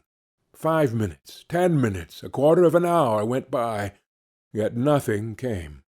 All this time he lay upon his bed, the very core and centre of a blaze of ruddy light, which streamed upon it when the clock proclaimed the hour, and which, being only light, was more alarming than a dozen ghosts, as he was powerless to make out what it meant or would be at, and was sometimes apprehensive that he might be at that very moment an interesting case of spontaneous combustion, without having the consolation of knowing it. At last, however, he began to think, as you and I would have thought at first, for it is always the person not in the predicament who knows what ought to have been done in it, and would unquestionably have done it too. At last, I say, he began to think that the source and secret of this ghostly light might be in the adjoining room, from whence, on further tracing it, it seemed to shine. This idea taking full possession of his mind, he got up softly, and shuffled in his slippers to the door. The moment Scrooge's hand was on the lock, a strange voice called him by his name and bade him enter. He obeyed. It was his own room, there was no doubt about that, but it had undergone a surprising transformation. The walls and ceiling were so hung with living green that it looked like a perfect grove, from every part of which bright gleaming berries glistened. The crisp leaves of holly, mistletoe, and ivy reflected back the light, as if so many little mirrors had been scattered there, and such a mighty blaze went roaring up the chimney as that dull petrification of a hearth had never known in Scrooge's time, or Marley's, or for many and many a winter season gone. Heaped up on the floor, to form a kind of throne, were turkeys, geese, game, poultry, brawn, great joints of meat, sucking pigs, long wreaths of sausages, mince pies, plum puddings, barrels of oysters, red-hot chestnuts, cherry-cheeked apples, juicy oranges, luscious pears, immense twelfth cakes, and seething bowls of punch that made the chamber dim with their delicious steam. In easy state upon this couch there sat a jolly giant, glorious to see, who bore a glowing torch, in shape not unlike Plenty's horn, and held it up, high up, to shed its light on Scrooge, as he came peeping round the door. "Come in!" exclaimed the ghost. "Come in, and know me better, man." Scrooge entered timidly, and hung his head before this spirit.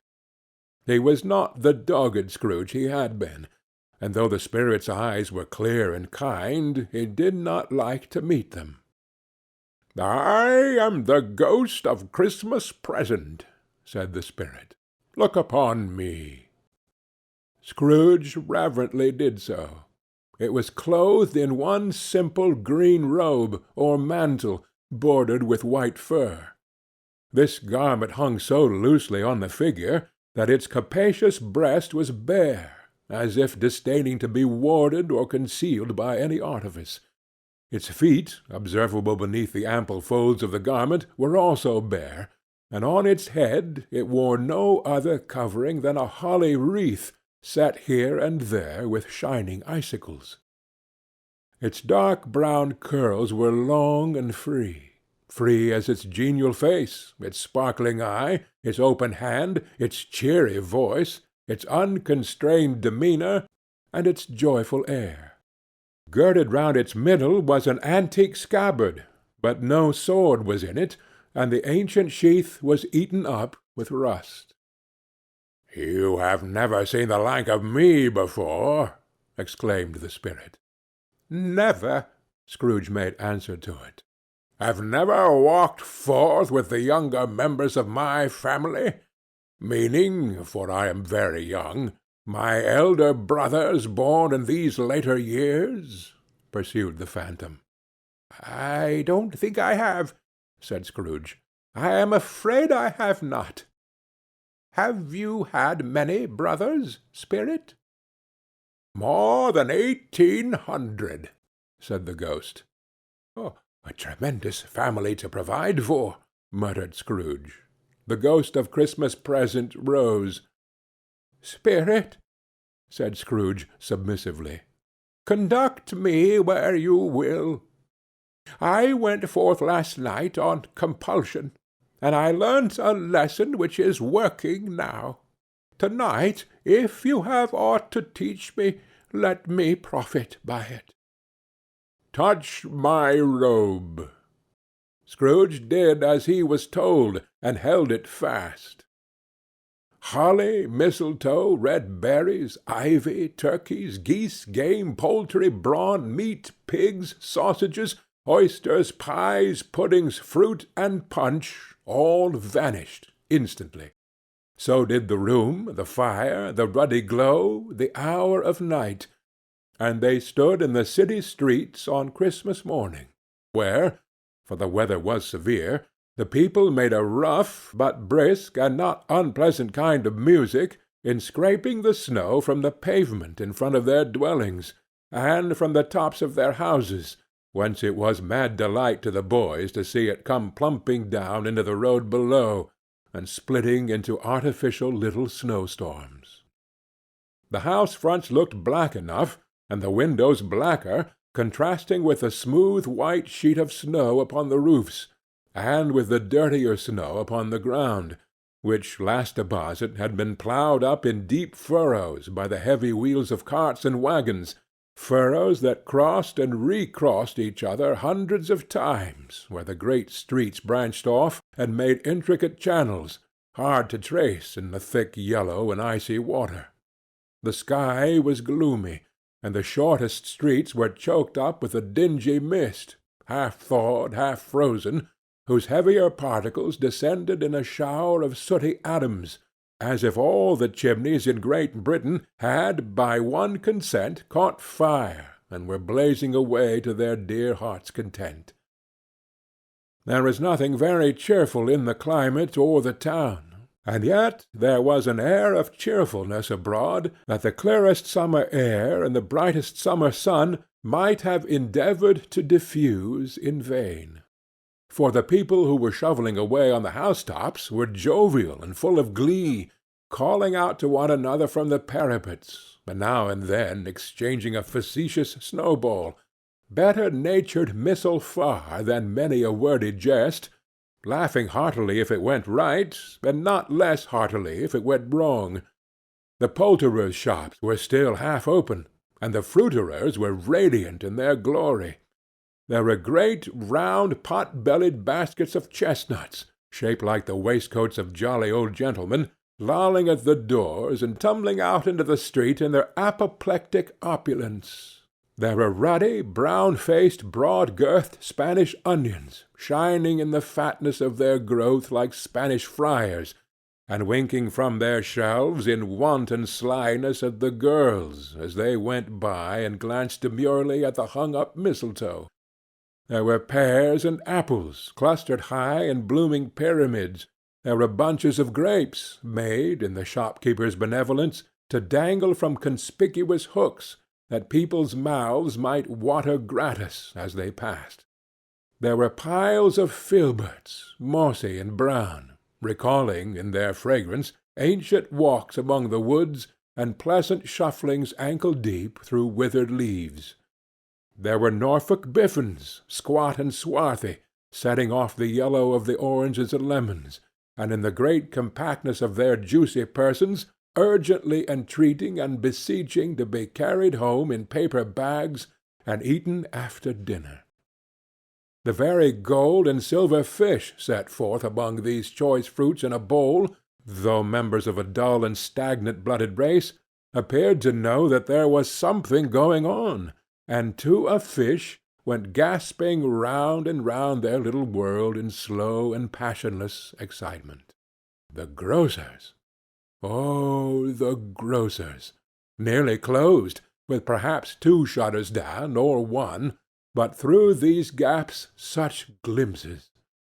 It was not alone that the scales descending on the counter made a merry sound, or that the twine and roller parted company so briskly, or that the canisters were rattled up and down like juggling tricks, or even that the blended scents of tea and coffee were so grateful to the nose, or even that the raisins were so plentiful and rare, the almonds so extremely white, the sticks of cinnamon so long and straight, the other spices so delicious, the candied fruits so caked and spotted with molten sugar, as to make the coldest lookers-on feel faint and subsequently bilious.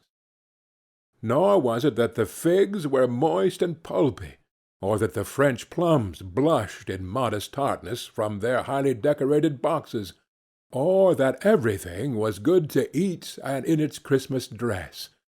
But the customers were all so hurried and so eager in their hopeful promise of the day, that they tumbled up against each other at the door, crashing their wicker baskets wildly, and left their purchases upon the counter, and came running back to fetch them, and committed hundreds of like mistakes in the best humour possible, while the grocer and his people were so frank and fresh that the polished hearts with which they fastened their aprons behind might have been their own, worn outside for general inspection, and for Christmas daws to peck at, if they chose. But soon the steeples called good people all to church and chapel, and away they came, flocking through the streets in their best clothes and with their gayest faces, and at the same time there emerged from scores of by-streets, lanes, and nameless turnings innumerable people, carrying their dinners to the bakers' shops, The sight of these poor revellers appeared to interest the spirit very much, for he stood with Scrooge beside him in a baker's doorway, and taking off the covers as their bearers passed, sprinkled incense on their dinners from his torch. And it was a very uncommon kind of torch, for once or twice, when there were angry words between some dinner-carriers who had jostled each other, he shed a few drops of water on them from it, and their good humour was restored directly. For they said it was a shame to quarrel upon Christmas Day, and so it was. God love it, so it was. In time the bells ceased, and the bakers were shut up, and yet there was a genial shadowing forth of all these dinners, and the progress of their cooking, in the thawed blotch of wet above each baker's oven, where the pavement smoked as if its stones were cooking too. "Is there a peculiar flavour in what you sprinkle from your torch?" asked Scrooge. "There is. My own." "Would it apply to any kind of dinner on this day?" asked Scrooge. "To any kindly given. To a poor one most." "Why to a poor one most?" asked Scrooge. "Because it needs it most." "Spirit," said Scrooge, after a moment's thought, "I wonder you, of all the beings in the many worlds about us, should desire to cramp these people's opportunities of innocent enjoyment." "I?" cried the spirit. "You would deprive them of their means of dining every 7th day, often the only day on which they can be said to dine at all," said Scrooge. "Wouldn't you?" "I?" cried the spirit. "You seek to close these places on the 7th day," said Scrooge, "and it comes to the same thing." "I seek?" exclaimed the spirit. "Forgive me if I am wrong. It has been done in your name, or at least in that of your family," said Scrooge. "There are some upon this earth of yours," returned the spirit, "who lay claim to know us, and who do their deeds of passion, pride, ill-will, hatred, envy, bigotry, and selfishness in our name, who are as strange to us and all our kith and kin as if they had never lived. Remember that, and charge their doings on themselves, not us." Scrooge promised that he would, and they went on, invisible as they had been before, into the suburbs of the town. It was a remarkable quality of the ghost, which Scrooge had observed at the baker's, that notwithstanding his gigantic size, he could accommodate himself to any place with ease, and that he stood beneath a low roof quite as gracefully, and like a supernatural creature, as it was possible he could have done in any lofty hall. And perhaps it was the pleasure the good spirit had in showing off this power of his, or else it was his own kind, generous-hearted nature, and his sympathy with all poor men, that led him straight to Scrooge's clerk's, for there he went, and took Scrooge with him, holding to his robe.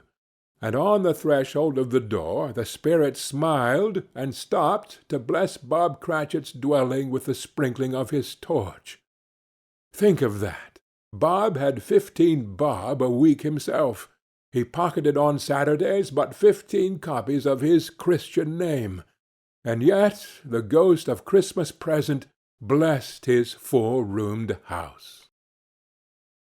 Then up rose Mrs. Cratchit, Cratchit's wife, dressed out but poorly in a twice-turned gown, but brave in ribbons, which are cheap and make a goodly show for 6pence, and she laid the cloth, assisted by Belinda Cratchit, second of her daughters, also brave in ribbons, while Master Peter Cratchit plunged a fork into the saucepan of potatoes, and getting the corners of his monstrous shirt-collar, Bob's private property conferred upon his son and heir in honor of the day, into his mouth, rejoiced to find himself so gallantly attired, and yearned to show his linen in the fashionable parks. And now 2 smaller Cratchits, boy and girl, came tearing in, screaming that outside the baker's they had smelt the goose, and known it for their own, and basking in luxurious thoughts of sage and onion, these young Cratchits danced about the table, and exalted Master Peter Cratchit to the skies, while he, not proud, although his collars nearly choked him, blew the fire until the slow potatoes, bubbling up, knocked loudly at the saucepan lid to be let out and peeled. "What has ever got your precious father, then?" said Mrs. Cratchit. "And your brother, Tiny Tim? And Martha warn't as late last Christmas Day by half an hour." "Here's Martha, mother," said a girl, appearing as she spoke. "Here's Martha, mother!" cried the two young Cratchits. "Hurrah! There's such a goose, Martha!" "My bless your heart alive, my dear, how late you are!" said Mrs. Cratchit, kissing her a dozen times, and taking off her shawl and bonnet for her with officious zeal. "We'd a deal of work to finish up last night," replied the girl, "and had to clear away this morning, mother." "Well, never mind, so long as you are come," said Mrs. Cratchit. "Sit ye down before the fire, my dear, and have a warm, Lord bless ye." "No, no, there's father coming!" cried the two young Cratchits, who were everywhere at once. "Hide, Martha, hide!" So Martha hid herself, and in came little Bob, the father, with at least 3 feet of comforter, exclusive of the fringe, hanging down before him, and his threadbare clothes darned up and brushed to look seasonable, and Tiny Tim upon his shoulder. Alas for Tiny Tim! He bore a little crutch, and had his limbs supported by an iron frame. "Why, where's our Martha?" cried Bob Cratchit, looking around. "Not coming," said Mrs. Cratchit. "Not coming?" said Bob, with a sudden declension in his high spirits, for he had been Tim's blood-horse all the way from church, and had come home rampant. "Not coming upon Christmas Day!"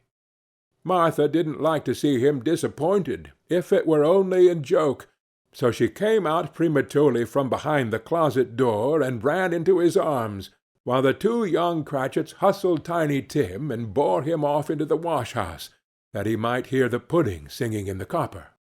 "And how did little Tim behave?" said Mrs. Cratchit, when she had rallied Bob on his credulity, and Bob had hugged his daughter to his heart's content.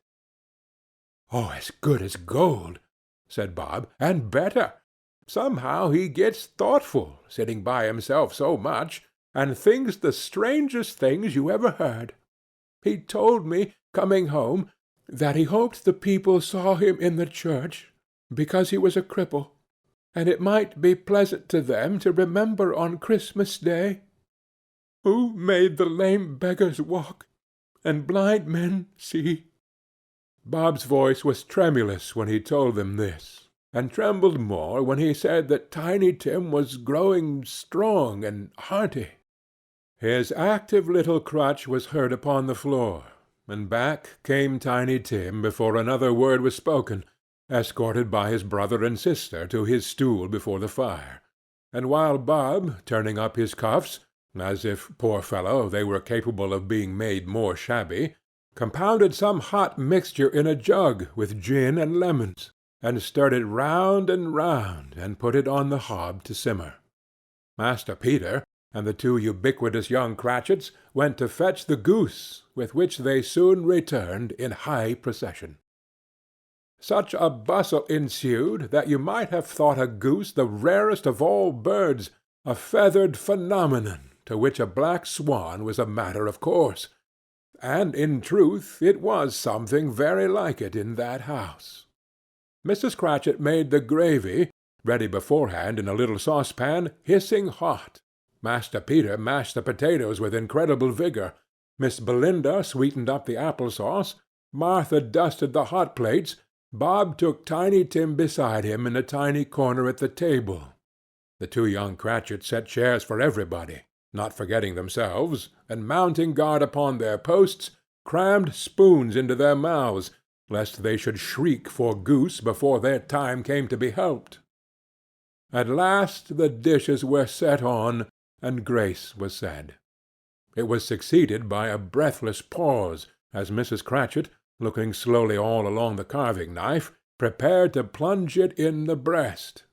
But when she did, and when the long-expected gush of stuffing issued forth, one murmur of delight arose all round the board, and even Tiny Tim, excited by the two young Cratchits, beat on the table with the handle of his knife, and feebly cried, "Hurrah!" There was never such a goose. Bob said he didn't believe there ever was such a goose cooked. Its tenderness and flavour, size and cheapness, were the themes of universal admiration. Eked out by apple-sauce and mashed potatoes, it was a sufficient dinner for the whole family. Indeed, as Mrs. Cratchit said with great delight, surveying one small atom of a bone upon the dish, they hadn't ate it all at last. Yet every one had had enough, and the youngest Cratchits in particular were steeped in sage and onion to the eyebrows.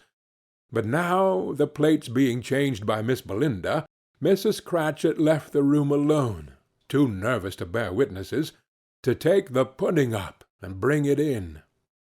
Suppose it should not be done enough? Suppose it should break in turning out?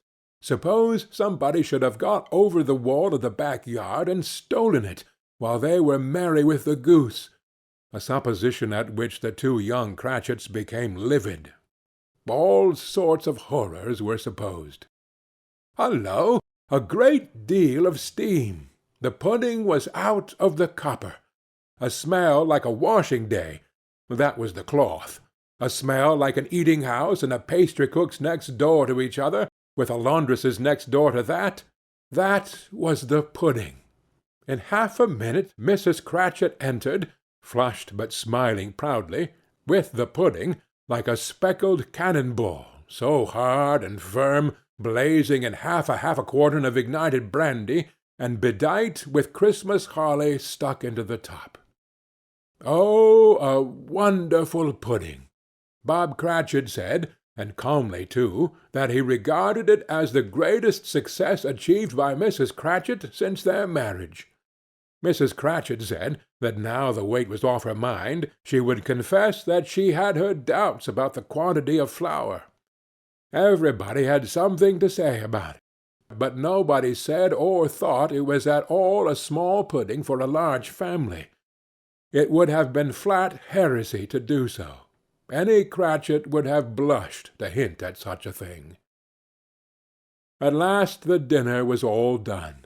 The cloth was cleared, the hearth swept, and the fire made up. The compound in the jug being tasted, and considered perfect, apples and oranges were put upon the table, and a shovelful of chestnuts on the fire. Then all the Cratchit family drew round the hearth, in what Bob Cratchit called a circle, meaning half a one, and at Bob Cratchit's elbow stood the family display of glass, 2 tumblers, and a custard cup without a handle. These held the hot stuff from the jug, however, as well as golden goblets would have done, and Bob served it out with beaming looks, while the chestnuts on the fire sputtered and cracked noisily. Then Bob proposed. "A Merry Christmas to us all, my dears. God bless us," which all the family re-echoed. "God bless us, every one," said Tiny Tim, the last of all. He sat very close to his father's side upon his little stool. Bob held his withered little hand in his, as if he loved the child, and wished to keep him by his side, and dreaded that he might be taken from him. "Spirit," said Scrooge, with an interest he had never felt before, "tell me if Tiny Tim will live." "I see a vacant seat," replied the ghost, "in the poor chimney-corner, and a crutch without an owner, carefully preserved. If these shadows remain unaltered by the future, the child will die." "No, no," said Scrooge. "Oh, no, kind spirit! Say he will be spared. If these shadows remain unaltered by the future, another of my race," returned the ghost, "will find him here. What then? If he be like to die, he had better do it, and decrease the surplus population." Scrooge hung his head to hear his own words quoted by the spirit, and was overcome with penitence and grief. "Man," said the ghost, "if man you be in heart, not adamant, forbear that wicked cant until you have discovered what the surplus is, and where it is. Will you decide what men shall live, what men shall die? It may be that in the sight of heaven you are more worthless and less fit to live than millions like this poor man's child. O God! To hear the insect on the leaf pronouncing on the too much life among his hungry brothers in the dust!" Scrooge bent before the ghost's rebuke, and trembling cast his eyes upon the ground. But he raised them speedily on hearing his own name. "Mr. Scrooge," said Bob. "I'll give you Mr. Scrooge, the founder of the feast." "The founder of the feast, indeed!" cried Mrs. Cratchit, reddening. "I wish I had him here. I'd give him a piece of my mind to feast upon, and I'd hope he'd have a good appetite for it." "My dear," said Bob, "the children! Christmas Day!" "It should be a Christmas Day, I am sure," said she, "on which one drinks the health of such an odious, stingy, hard, unfeeling man as Mr. Scrooge. You know he is, Robert. Nobody knows it better than you do, poor fellow." "My dear," was Bob's mild answer, "Christmas Day." "I'll drink his health for your sake, and the Day's," said Mrs. Cratchit, "not for his. Long life to him! A Merry Christmas and a Happy New Year! He'll be very merry and very happy, I have no doubt." The children drank the toast after her. It was the first of their proceedings which had no heartiness. Tiny Tim drank it last of all, but he didn't care twopence for it. Scrooge was the ogre of the family. The mention of his name cast a dark shadow on the party, which was not dispelled for full 5 minutes. After it had passed away, they were 10 times merrier than before, from the mere relief of Scrooge the Baleful being done with. Bob Cratchit told them how he had a situation in his eye for Master Peter, which would bring in, if obtained, full 5 and 6pence weekly. The 2 young Cratchits laughed tremendously at the idea of Peter's being a man of business, and Peter himself looked thoughtfully at the fire from between his collars, as if he were deliberating what particular investments he should favor when he came into the receipt of that bewildering income. Martha, who was a poor apprentice at a milliner's, then told them what kind of work she had to do, and how many hours she worked at a stretch, and how she meant to lie abed tomorrow morning for a good long rest, tomorrow being a holiday she passed at home. Also, how she had seen a countess and a lord some days before, and how the lord was much about as tall as Peter, at which Peter pulled up his collar so high that you couldn't have seen his head if you had been there. All this time the chestnuts and the jug went round and round, and by they had a song, about a lost child travelling in the snow, from Tiny Tim, who had a plaintive little voice, and sang it very well indeed. There was nothing of high mark in this. They were not a handsome family. They were not well dressed. Their shoes were far from waterproof. Their clothes were scanty, and Peter might have known, or very likely did, the inside of a pawnbroker's. But they were happy, grateful, pleased with one another, and contented with the time. And when they faded, and looked happier yet in the bright sprinklings of the spirit's torch at parting, Scrooge had his eye upon them, and especially on Tiny Tim, until the last. By this time it was getting dark, and snowing pretty heavily, and as Scrooge and the spirit went along the streets, the brightness of the roaring fires in kitchens, parlours, and all sorts of rooms was wonderful. Here the flickering of the blaze showed preparations for a cosy dinner, with hot plates baking through and through before the fire, and deep red curtains, ready to be drawn to shut out cold and darkness. There all the children of the house were running out into the snow to meet their married sisters, brothers, cousins, uncles, aunts, and be the first to greet them.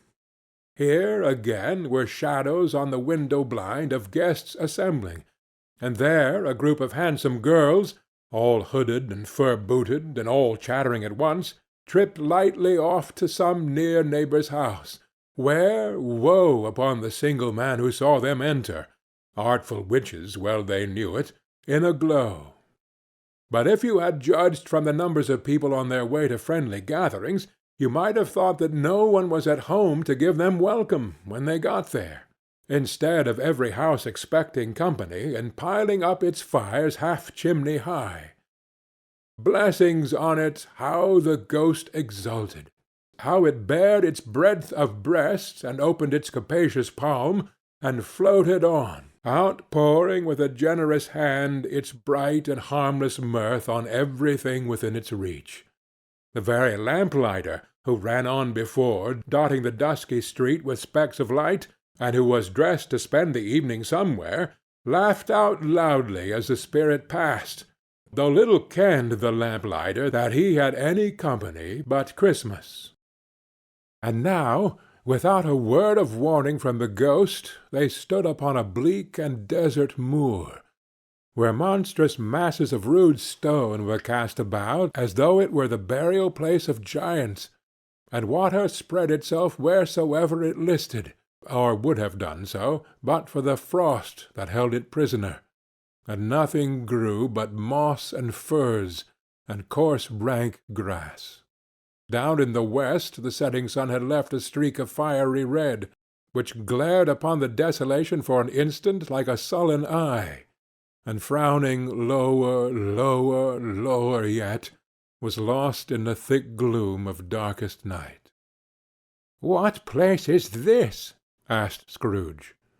"A place where miners live, who labour in the bowels of the earth," returned the spirit. "But they know me. See!" A light shone from the window of a hut, and swiftly they advanced towards it. Passing through the wall of mud and stone, they found a cheerful company assembled round a glowing fire. An old man and woman, with their children and their children's children, and another generation beyond that, all decked out gaily in their holiday attire. The old man, in a voice that seldom rose above the howling of the wind upon the barren waste, was singing them a Christmas song. It had been a very old song when he was a boy, and from time to time they all joined in the chorus. So surely as they raised their voices, the old man got quite blithe and loud, and so surely as they stopped, his vigour sank again. The spirit did not tarry here, but bade Scrooge hold his robe, and passing on above the moor, sped whither? Not to see, to see. To Scrooge's horror, looking back, he saw the last of the land, a frightful range of rocks, behind them, and his ears were deafened by the thundering of water, as it rolled and roared and raged among the dreadful caverns it had worn, and fiercely tried to undermine the earth. Built upon a dismal reef of sunken rocks, some league or so from shore, on which the waters chafed and dashed the wild year through, there stood a solitary lighthouse. Great heaps of seaweed clung to its base, and storm-birds, born of the wind, one might suppose, as seaweed of the water, rose and fell about it, like the waves they skimmed. But even here, two men who watched the light had made a fire, that through the loophole in the thick stone wall shed out a ray of brightness on the awful sea. Joining their horny hands over the rough table at which they sat, they wished each other Merry Christmas in their can of grog. And one of them, the elder too, with his face all damaged and scarred with hard weather as the figurehead of an old ship might be, struck up a sturdy song that was like a gale in itself. Again the ghost sped on, above the black and heaving sea, on, until, being far away, as he told Scrooge, from any shore, they lighted on a ship. They stood beside the helmsman at the wheel, the lookout in the bow, the officers who had the watch. Dark, ghostly figures in their several stations, but every man among them hummed a Christmas tune, or had a Christmas thought, or spoke below his breath to his companion of some bygone Christmas day, with homeward hopes belonging to it, and every man on board, waking or sleeping, good or bad, had had a kinder word for another on that day than on any day in the year, and had shared to some extent in its festivities, and had remembered those he cared for at a distance, and had known that they delighted to remember him. It was a great surprise to Scrooge, while listening to the moaning of the wind, and thinking what a solemn thing it was to move on through the lonely darkness over an unknown abyss, whose depths were secrets as profound as death, it was a great surprise to Scrooge, while thus engaged, to hear a hearty laugh. It was a much greater surprise to Scrooge to recognize it as his own nephew's, and to find himself in a bright, dry, gleaming room, with the spirit standing smiling by his side, and looking at that same nephew with approving affability. "Ha, ha, ha, ha, ha, ha!" laughed Scrooge's nephew. "Ha, ha, ha, ha, ha, ha! If you should happen by any unlikely chance to know a man more blessed in a laugh than Scrooge's nephew, all I can say is I should like to know him too. Introduce him to me, and I'll cultivate his acquaintance. It is a fair, even-handed, noble adjustment of things, that while there is infection and disease and sorrow, there is nothing in the world so irresistibly contagious as laughter and good humour. When Scrooge's nephew laughed in his way, holding his sides, rolling his head, and twisting his face into the most extravagant contortions, Scrooge's niece, by marriage, laughed as heartily as he, and their assembled friends, being not a bit behindhand, roared out lustily, "Ha, ha, ha, ha! He said that Christmas was a humbug, as I live!" cried Scrooge's nephew. "He believed it, too." "More shame for him, Fred," said Scrooge's niece, indignantly. "Bless those women, they never do anything by halves. They are always in earnest." She was very pretty, exceedingly pretty, with a dimpled, surprised-looking, capital face, a ripe little mouth that seemed made to be kissed, as no doubt it was, all kinds of good little dots about her chin that melted into one another when she laughed, and the sunniest pair of eyes you ever saw in any little creature's head. Altogether she was what you would have called provoking, you know, but satisfactory, too. Oh, perfectly satisfactory. "He's a comical old fellow," said Scrooge's nephew. "That's the truth, and not so pleasant as he might be. However, his offences carry their own punishment, and I have nothing to say against him." "I'm sure he's very rich, Fred," hinted Scrooge's niece. "At least you always tell me so." "What of that, my dear?" said Scrooge's nephew. "His wealth is of no use to him. He don't do any good with it. He don't make himself comfortable with it. He hasn't the satisfaction of thinking that he is ever going to benefit us with it." "I have no patience with him," observed Scrooge's niece. Scrooge's niece's sisters, and all the other ladies, expressed the same opinion. "Oh, I have," said Scrooge's nephew. "I am sorry for him. I couldn't be angry with him if I tried. Who suffers by his ill whims? Himself, always. Here he takes it into his head to dislike us, and he won't come and dine with us. What's the consequence? He don't lose much of a dinner." "Indeed, I think he loses a very good dinner," interrupted Scrooge's niece. Everybody else said the same, and they must be allowed to have been competent judges, because they had just had dinner, and, with the dessert upon the table, were clustered round the fire by lamplight. "Well, I'm very glad to hear it," said Scrooge's nephew, "because I haven't great faith in these young housekeepers. What do you say, Topper?"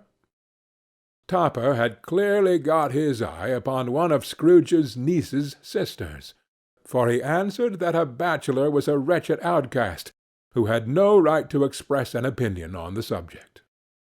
Whereat Scrooge's niece's sister, the plump one with the lace tucker, not the one with the roses, blushed. "Do go on, Fred," said Scrooge's niece, clapping her hands. "He never finishes what he begins to say. He is such a ridiculous fellow." Scrooge's nephew revelled in another laugh, and as it was impossible to keep the infection off, though the plump sister tried hard to do it with aromatic vinegar, his example was unanimously followed. "I was only going to say," said Scrooge's nephew, "that the consequence of his taking a dislike to us, and not making merry with us, is, I think, that he loses some pleasant moments which could do him no harm. I am sure he loses pleasanter companions than he can find in his own thoughts, either in his mouldy old office or his dusty chambers. I mean to give him the same chance every year, whether he likes it or not, for I pity him. He may rail at Christmas till he dies, but he can't help thinking better of it, I defy him, if he finds me going there in good temper year after year, and saying, 'Uncle Scrooge, how are you?' If it only puts him in the vein to leave his poor clerk £50, that's something. And I think I shook him yesterday." It was their turn to laugh now at the notion of his shaking Scrooge, but being thoroughly good-natured, and not much caring what they laughed at, so that they laughed at any rate, he encouraged them in their merriment, and passed the bottle joyously. After tea they had some music, for they were a very musical family, and knew what they were about when they sang a glee or catch, I can assure you, especially Topper, who would growl away in the bass like a good one, and never swell the large veins in his forehead, or get red in the face over it.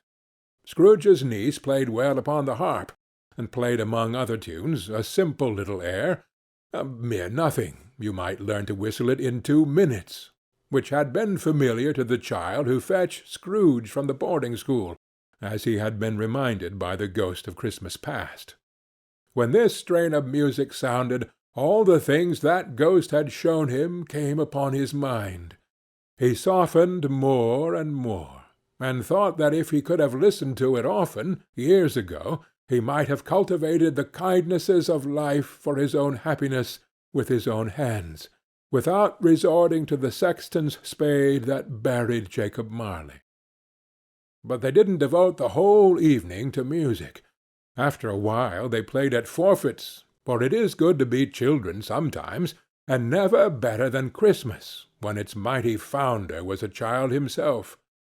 Stop! There was first a game at blindman's buff. Of course there was, and I no more believe Topper was really blind than I believe he had eyes in his boots. My opinion is that it was a done thing between him and Scrooge's nephew, and that the ghost of Christmas Present knew it. The way he went after that plump sister in the lace tucker was an outrage on the credulity of human nature. Knocking down the fire-irons, tumbling over the chairs, bumping against the piano, smothering himself among the curtains, wherever she went, there went he. He always knew where the plump sister was. He wouldn't catch anybody else.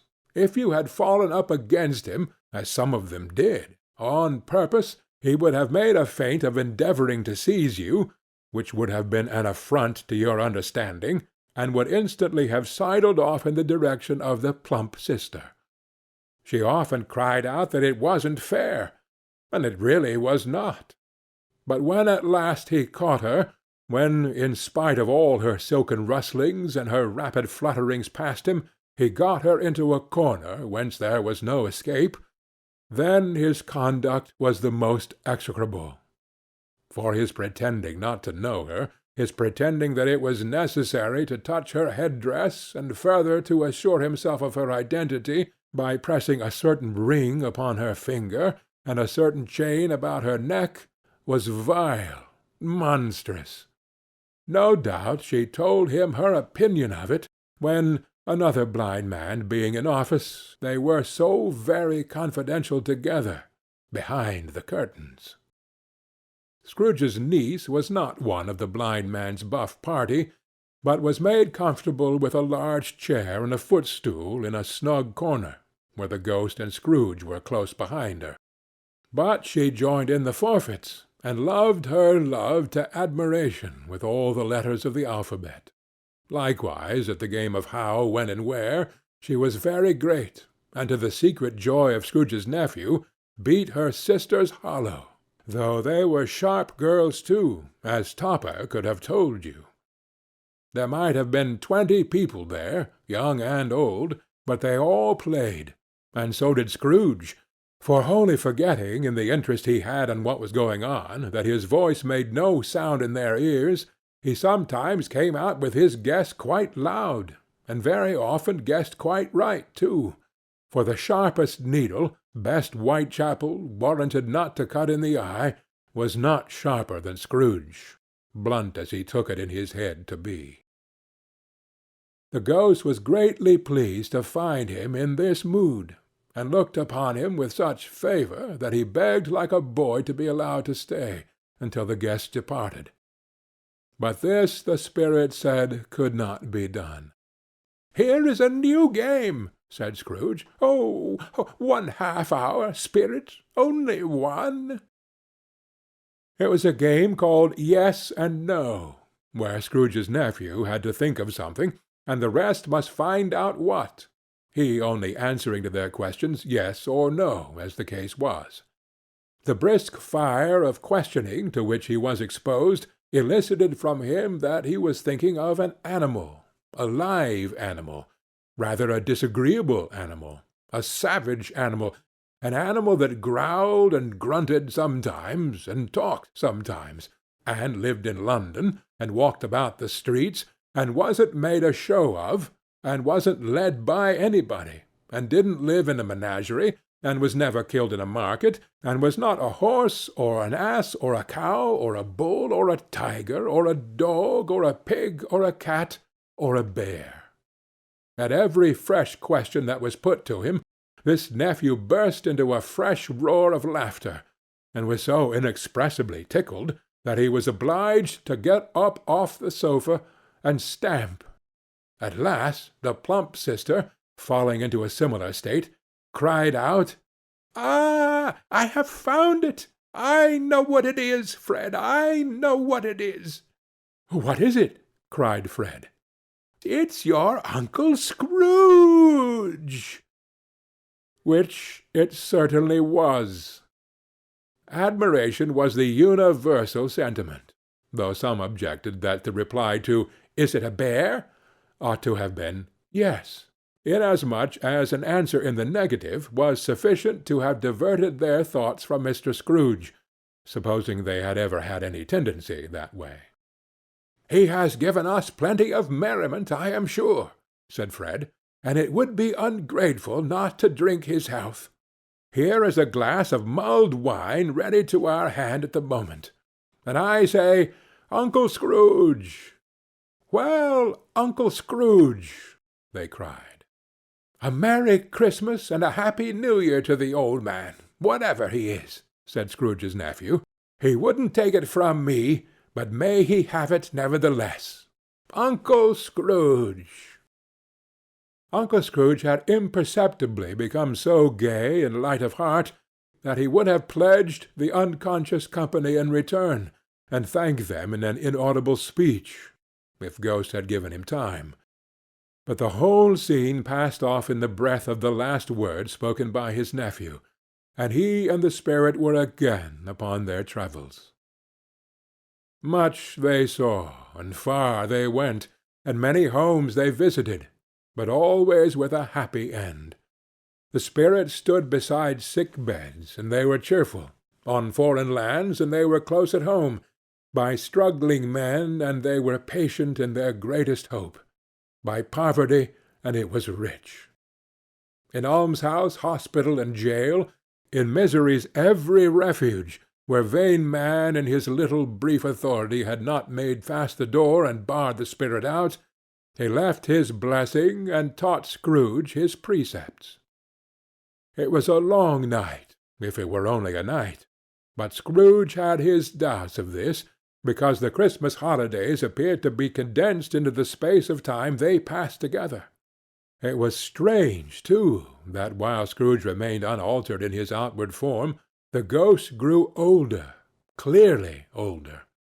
Scrooge had observed this change, but never spoke of it until they left the children's 12th night party, when, looking at the spirit as they stood together in an open place, he noticed that his hair was grey.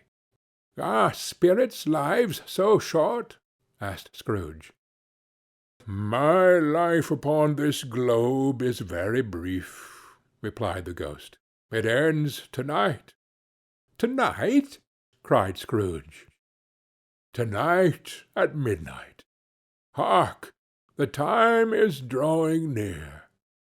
The chimes were ringing the 11:75 at that moment. "Forgive me if I am not justified in what I ask," said Scrooge, looking intently at the spirit's robe, "but I see something strange, and not belonging to yourself, protruding from your skirts. Is it a foot or a claw?" "It might be a claw, for the flesh there is upon it," said the spirit's sorrowful reply. "Look here."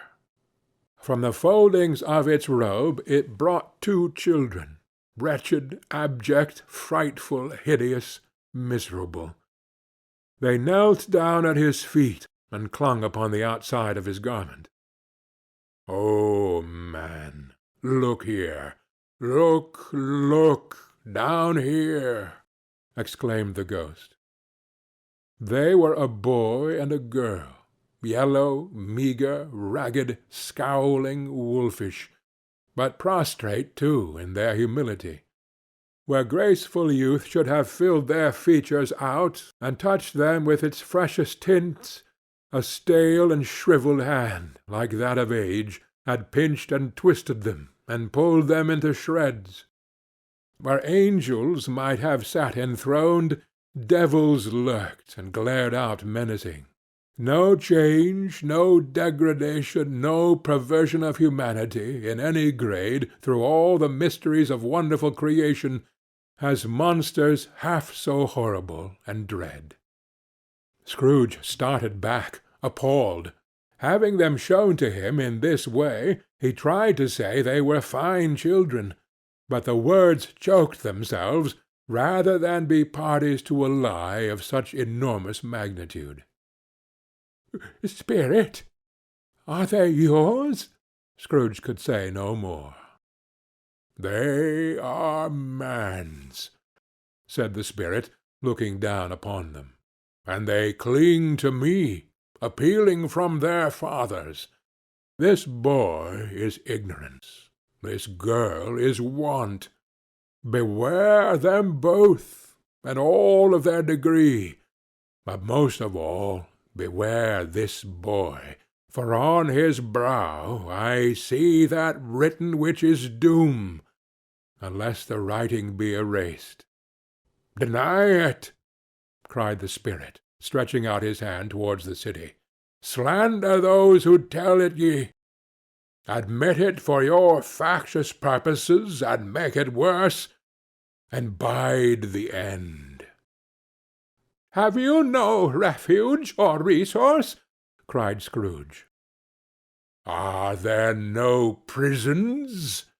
said the spirit, turning on him for the last time with his own words, "are there no workhouses?" The bell struck 12. Scrooge looked about him for the ghost, and saw it not. As the last stroke ceased to vibrate, he remembered the prediction of old Jacob Marley, and lifting up his eyes, beheld a solemn phantom, draped and hooded, coming, like a mist along the ground, towards him. End of Stave 3.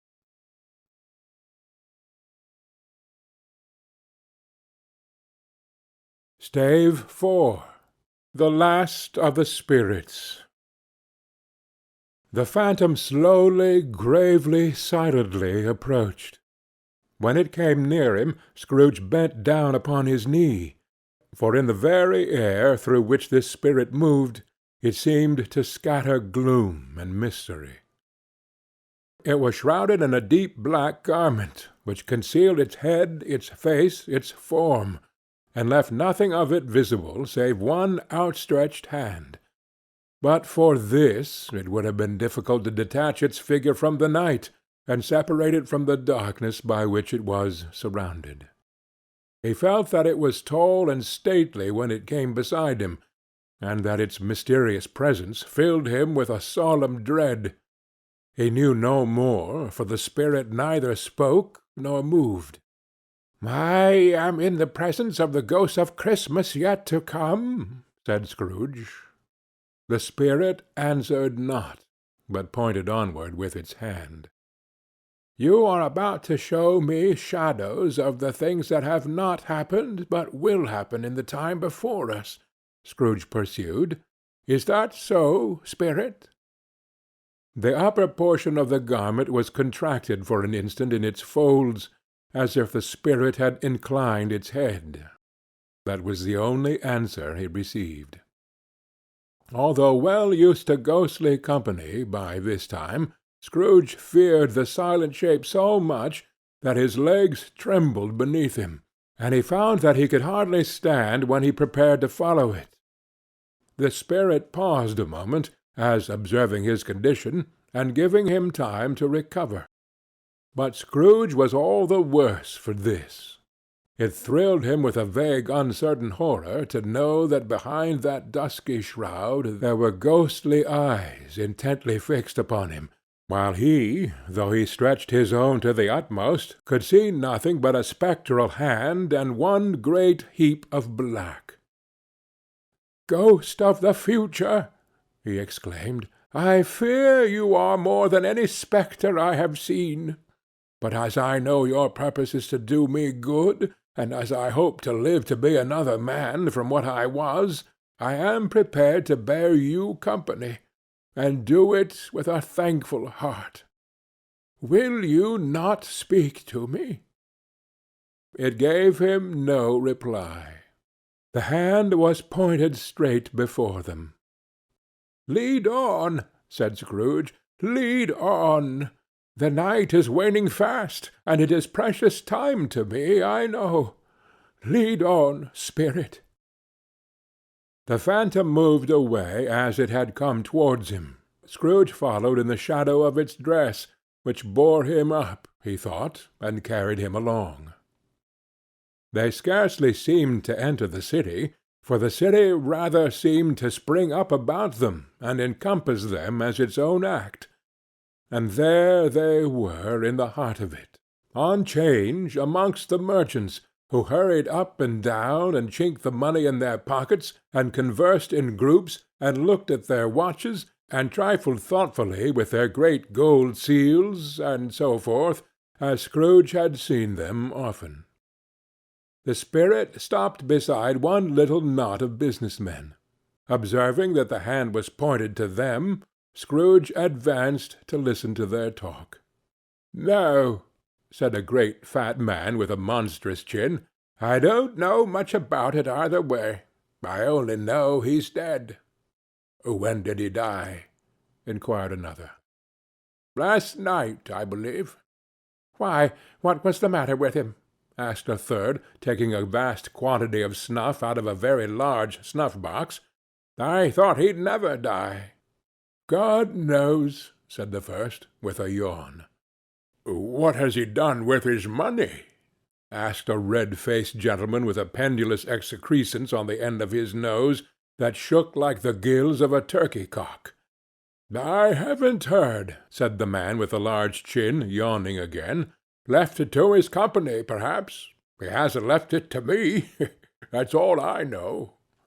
The pleasantry was received with a general laugh. "It's likely to be a very cheap funeral," said the same speaker, "for upon my life I don't know of anybody to go to it. Suppose we make up a party and volunteer? I don't mind going, if a lunch is provided," observed the gentleman with the excrescence on his nose, "but I must be fed if I make one." Another laugh. "Well, I am the most disinterested among you, after all," said the first speaker, "for I never wear black gloves, and I never eat lunch. But I'll offer to go if anybody else will. When I come to think of it, I'm not at all sure that I wasn't his most particular friend, for we used to stop and speak whenever we met. Bye-bye." Speakers and listeners strolled away, and mixed with other groups. Scrooge knew the men, and looked towards the spirit for an explanation. The phantom glided on into a street. His finger pointed to two persons meeting. Scrooge listened again, thinking that the explanation might lie here. He knew these men also perfectly. They were men of business, very wealthy, and of great importance. He had made a point always of standing well in their esteem, in a business point of view, that is, strictly in a business point of view. "How are you?" said one. "How are you?" returned the other. "Well," said the first, "Old Scratch has got his own at last, eh?" "So I am told," returned the second. "Cold, isn't it? Seasonable for Christmas time. You're not a skater, I suppose?" "No, no. Something else to think of. Good morning." Not another word. That was their meeting, their conversation, and their parting. Scrooge was at first inclined to be surprised that the spirit should attach importance to conversations apparently so trivial, but feeling assured that they must have some hidden purpose, he set himself to consider what it was likely to be. They would scarcely be supposed to have any bearing on the death of Jacob, his old partner, for that was past, and this ghost's province was the future. Nor could he think of any one immediately connected with himself to whom he could apply them. But nothing doubting that to whomsoever they applied they had some latent moral for his own improvement, he resolved to treasure up every word he heard, and everything he saw, and especially to observe the shadow of himself when it appeared. For he had an expectation that the conduct of his future self would give him the clue he missed, and would render the solution of these riddles easy.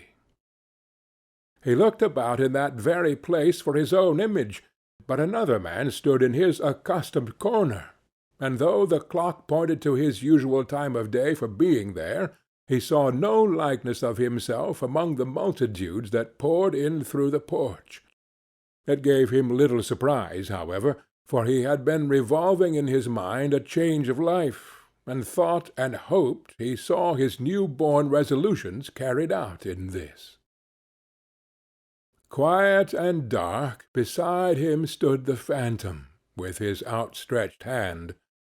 When he roused himself from his thoughtful quest, he fancied from the turn of the hand, and its situation in reference to himself, that the unseen eyes were looking at him keenly.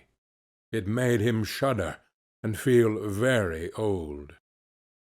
They left the busy scene, and went into an obscure part of the town, where Scrooge had never penetrated before, although he recognized its situation and its bad repute. The ways were foul and narrow, the shops and houses wretched, the people half naked, drunken, slipshod, ugly.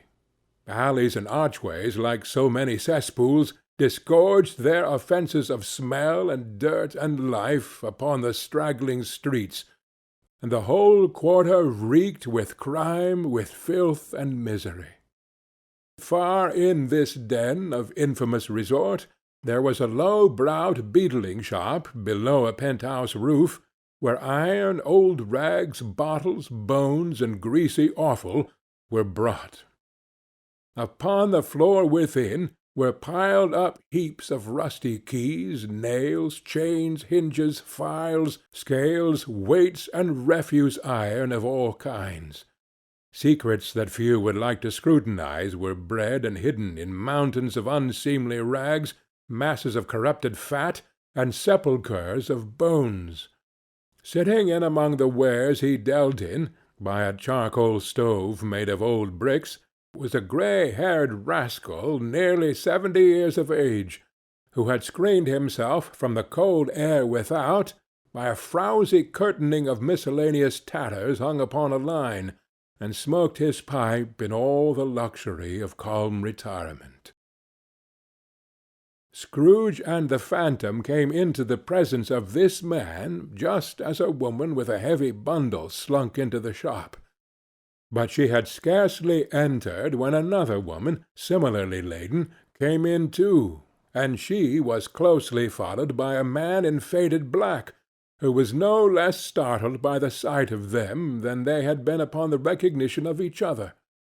After a short period of blank astonishment, in which the old man with the pipe had joined them, they all three burst into a laugh.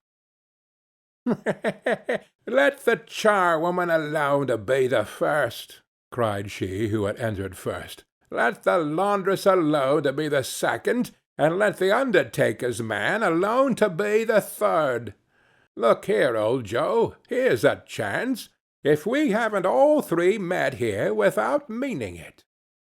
"You couldn't have met in a better place," said old Joe, removing his pipe from his mouth. "Come into the parlour.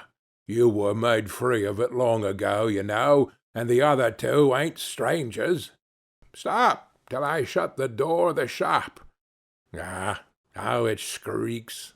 There ain't such a rusty bit of metal in the place as its own hinges, I believe, and I'm sure there's no such old bones here as mine. We're all suitable to our calling. We're well matched. Come into the parlour. Come into the parlour." The parlour was the space between the screen of rags.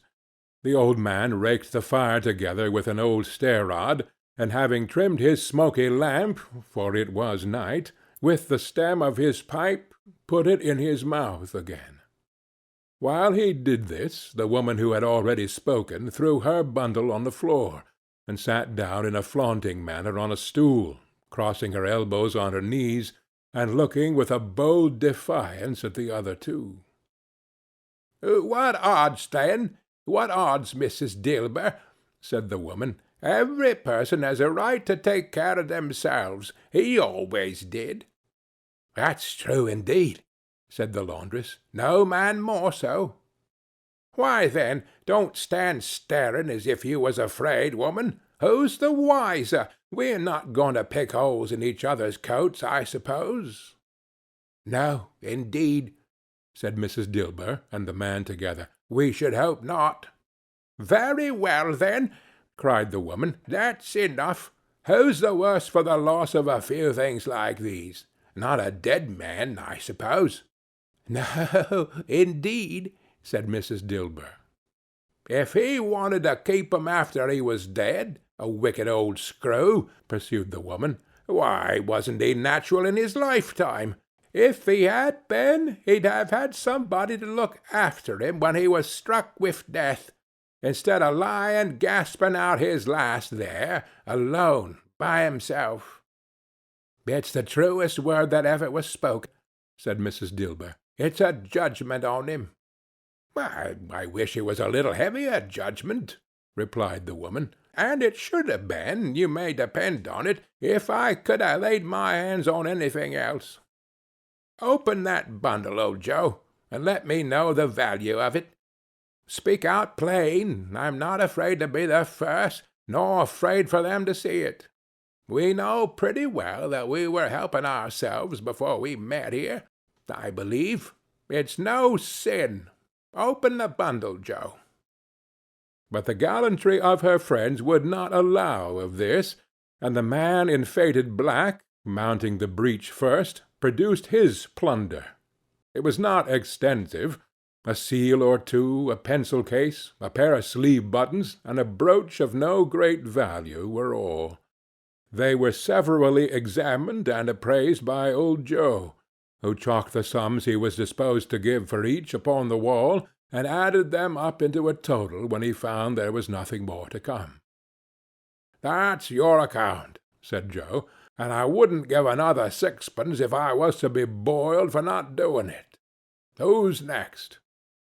Mrs. Dilber was next. Sheets and towels, a little wearing apparel, 2 old-fashioned silver teaspoons, a pair of sugar tongs, and a few boots.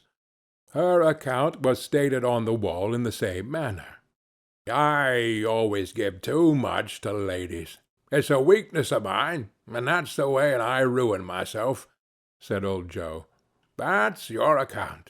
If you asked me for another penny, and made it an open question, I'd repent of being so liberal and knock off half a crown." "And now undo my bundle, Joe," said the first woman. Joe went down on his knees for the greater convenience of opening it, and having unfastened a great many knots, dragged out a large and heavy roll of some dark stuff. "What do you call this?" said Joe. "Bed curtains?" "Ah!" returned the woman, laughing and leaning forward on her crossed arms. "Ha, ha, ha! Bed curtains!" "You don't mean to say you took 'em down, rings and all, with him lying there?" said Joe. "Yes, I do," replied the woman. "Why not?" "Why, you were born to make your fortune," said Joe, "and you'll certainly do it." "I certainly shan't hold my hand, when I can get anything in it by reaching out, for the sake of such a man as he was, I promise you, Joe," returned the woman coolly. "Don't drop that oil upon the blankets, now." "His blankets?" asked Joe. "Who else's do you think?" replied the woman. "He isn't likely to take cold without 'em, I dare say." "I hope he didn't die of anything catching, eh?" said old Joe, stopping in his work and looking up. "Don't you be afraid of that," returned the woman. "I ain't so fond of his company that I'd loiter about him for such doings, if he did.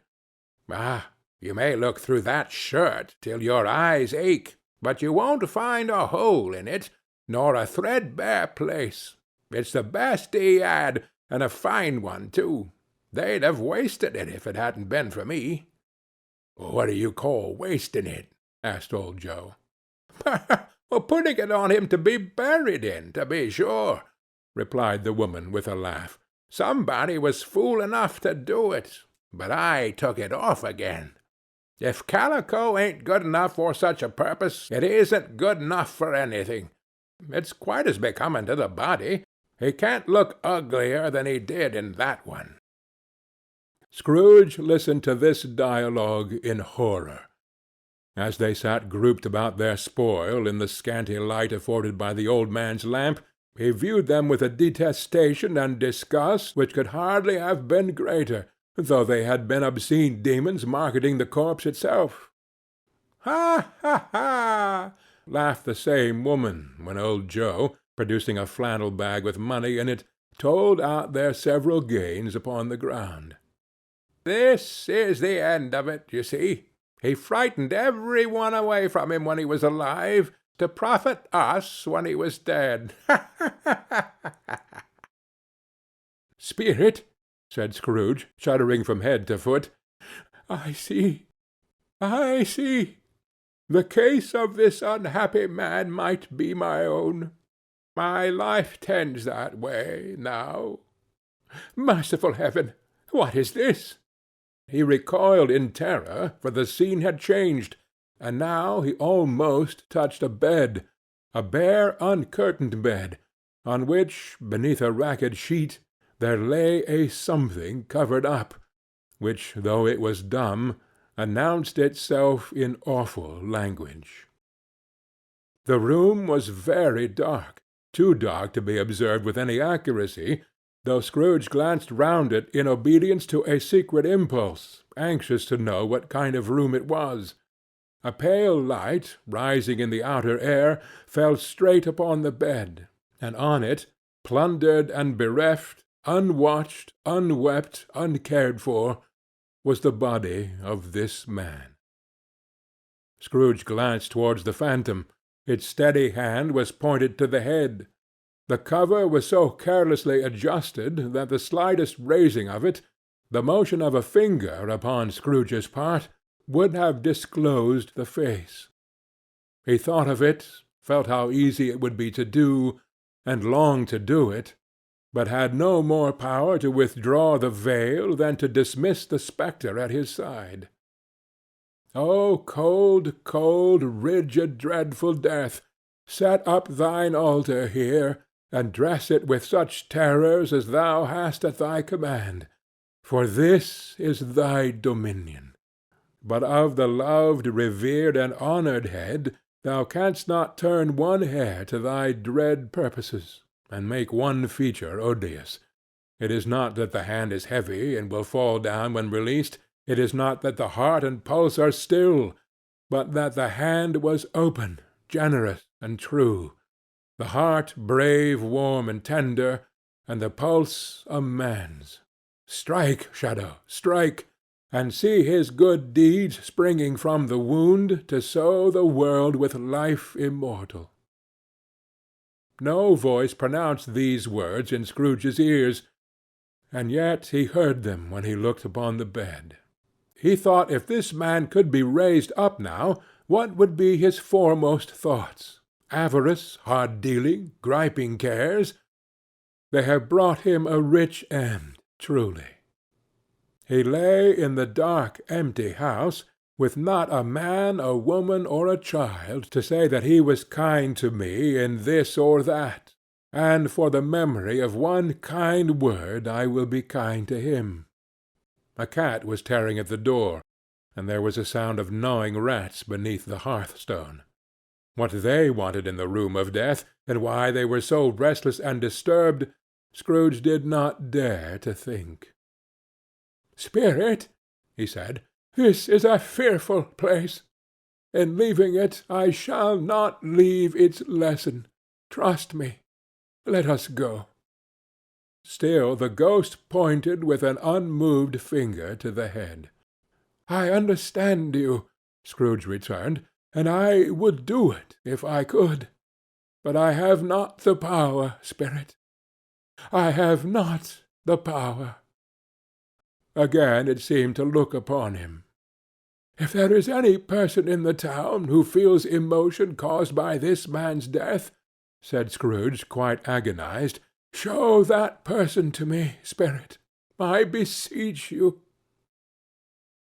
The phantom spread its dark robe before him for a moment like a wing, and withdrawing it revealed a room by daylight, where a mother and her children were.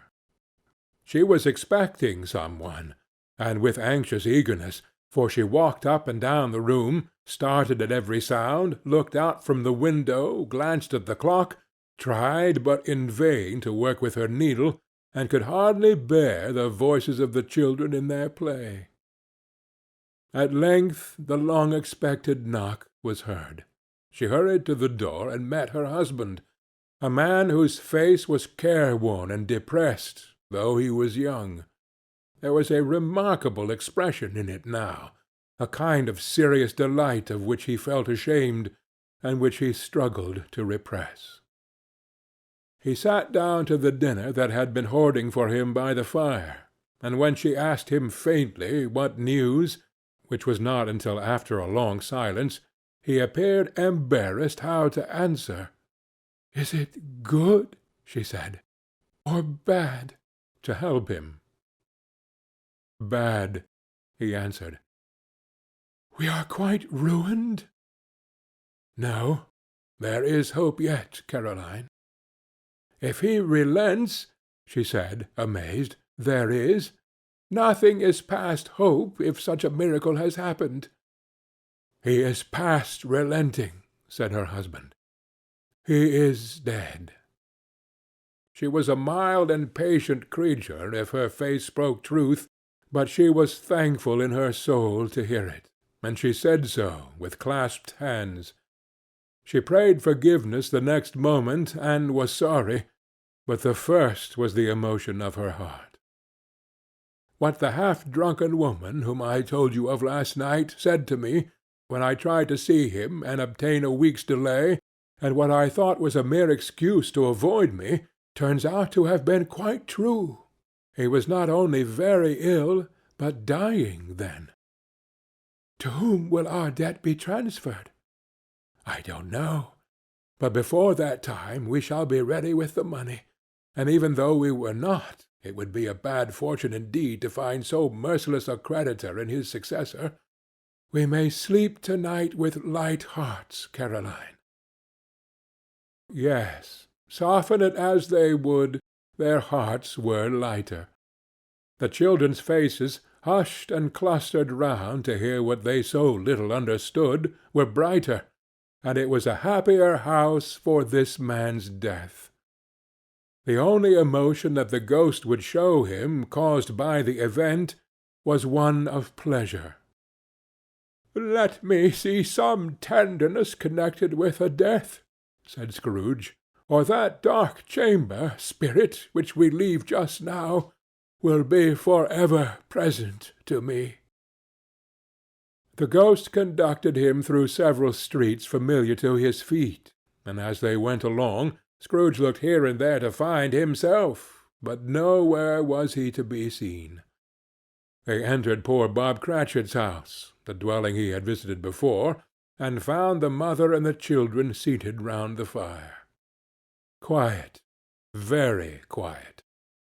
The noisy little Cratchits were as still as statues in one corner, and sat looking up at Peter, who had a book before him. The mother and her daughters were engaged in sewing, but surely they were very quiet. "And he took a child and set him in the midst of them." Where had Scrooge heard these words? He had not dreamed them. The boy must have read them out as he and the spirit crossed the threshold. Why did he not go on? The mother laid her work upon the table, and put her hand up to her face. "The colour hurts my eyes," she said.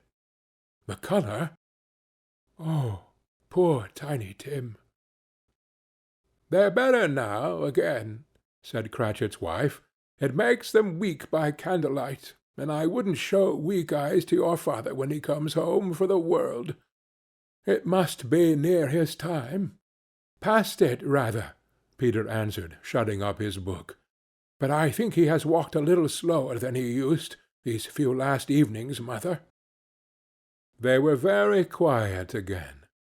At last she said, and in a steady, cheerful voice that only faltered once, I have known him walk with Tiny Tim upon his shoulder, very fast indeed." "And so have I," cried Peter, "often." "And so have I," explained another. So had all. "But he was very light to carry," she resumed, intent upon her work, "and his father loved him, so it was no trouble, no trouble. Ah, and there is your father at the door." She hurried out to meet him, and little Bob, in his comforter—he had need of it, poor fellow—came in. His tea was ready for him on the hob, and they all tried who should help him to it most.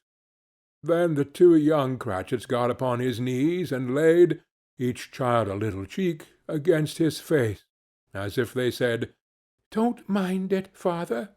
Don't be grieved." Bob was very cheerful with them, and spoke pleasantly to all the family. He looked at the work upon the table, and praised the industry and speed of Mrs. Cratchit and the girls. They would be done long before Sunday, he said. Sunday? You went to-day, then, Robert? said his wife. Yes, my dear, returned Bob. I wish you could have gone. It would have done you good to see how green a place it is. But you'll see it often. I promised him that I would walk there on a Sunday. My little child, cried Bob. My little child. He broke down all at once. He couldn't help it. If he could have helped it, he and his child would have been further apart, perhaps, than they were. He left the room and went upstairs into the room above, which was lighted cheerfully and hung with Christmas. There was a chair set close beside the child, and there were signs of someone having been there lately. Poor Bob sat down in it, and when he had thought a little and composed himself, he kissed the little face.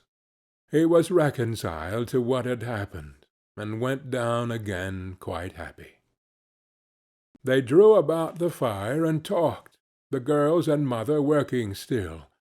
Bob told them of the extraordinary kindness of Mr. Scrooge's nephew, whom he had scarcely seen but once, and who, meeting him in the street that day, and seeing that he looked just a little down, you know, said Bob, inquired what had happened to distress him.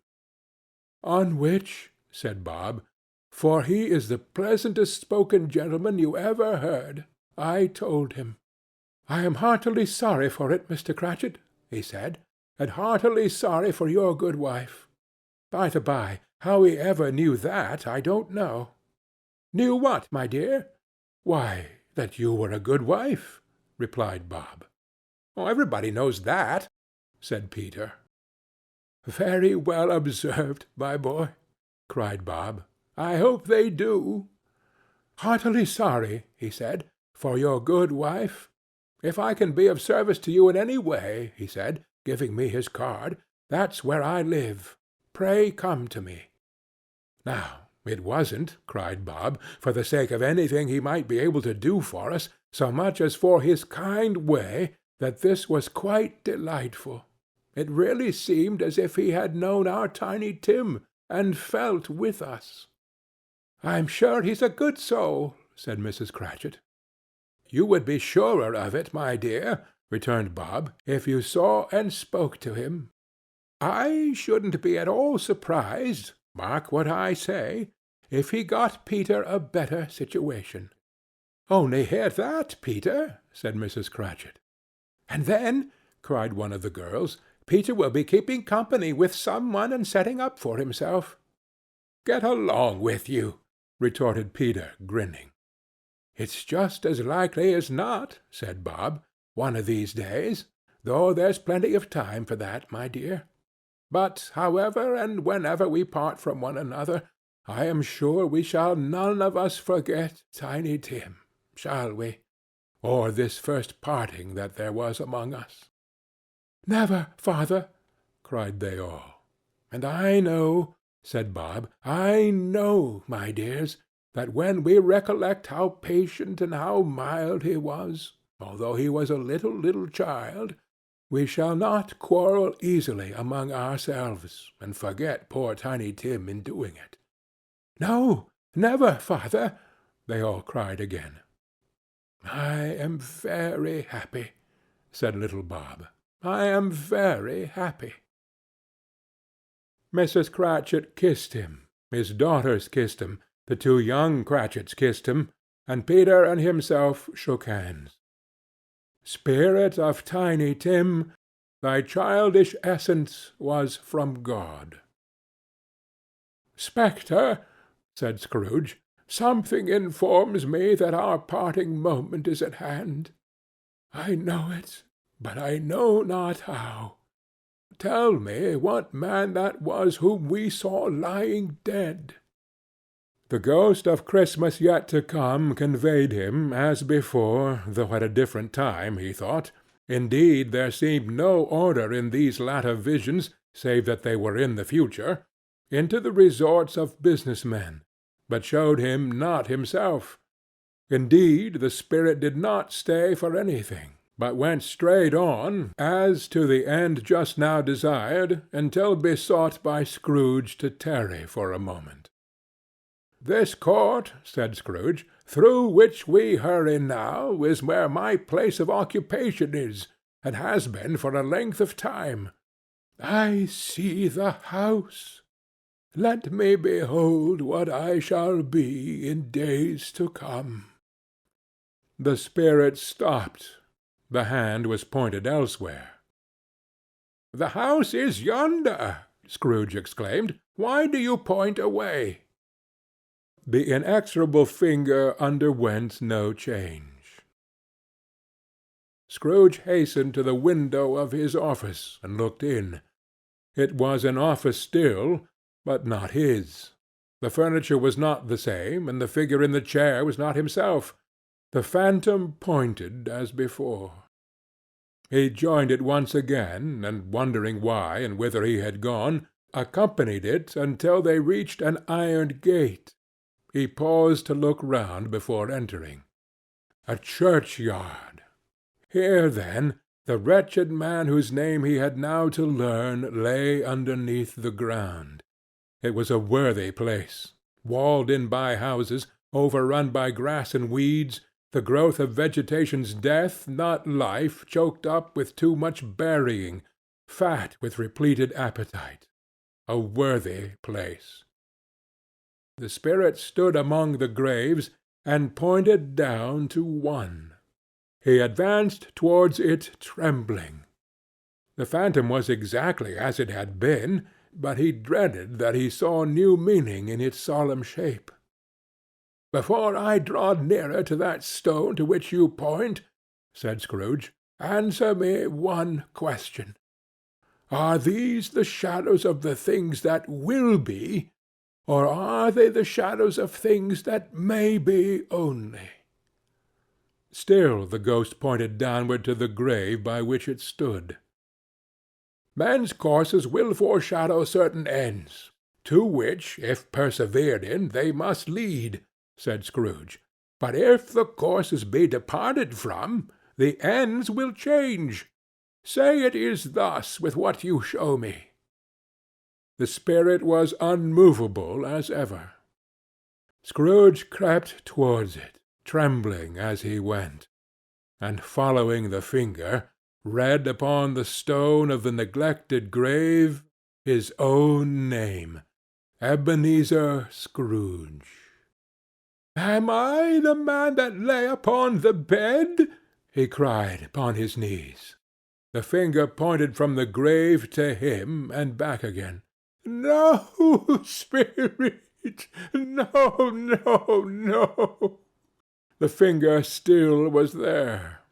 "Spirit!" he cried, tightly clutching at its robe. "Hear me!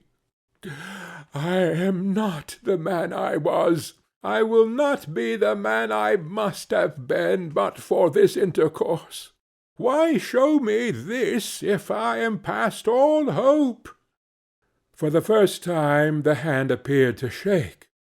"Good spirit," he pursued, as down upon the ground he fell before it, "your nature intercedes for me, and pities me.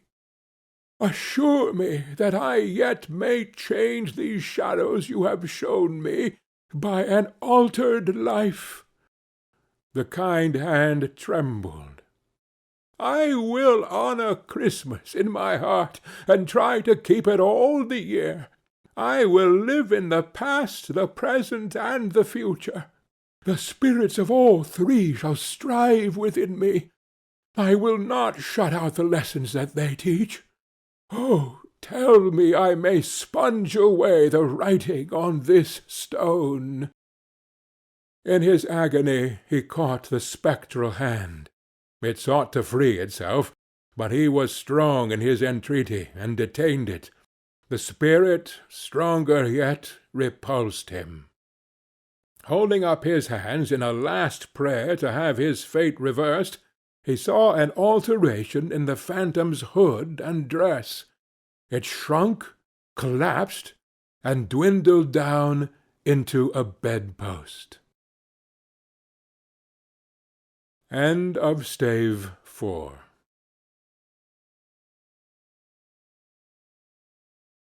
Stave 5.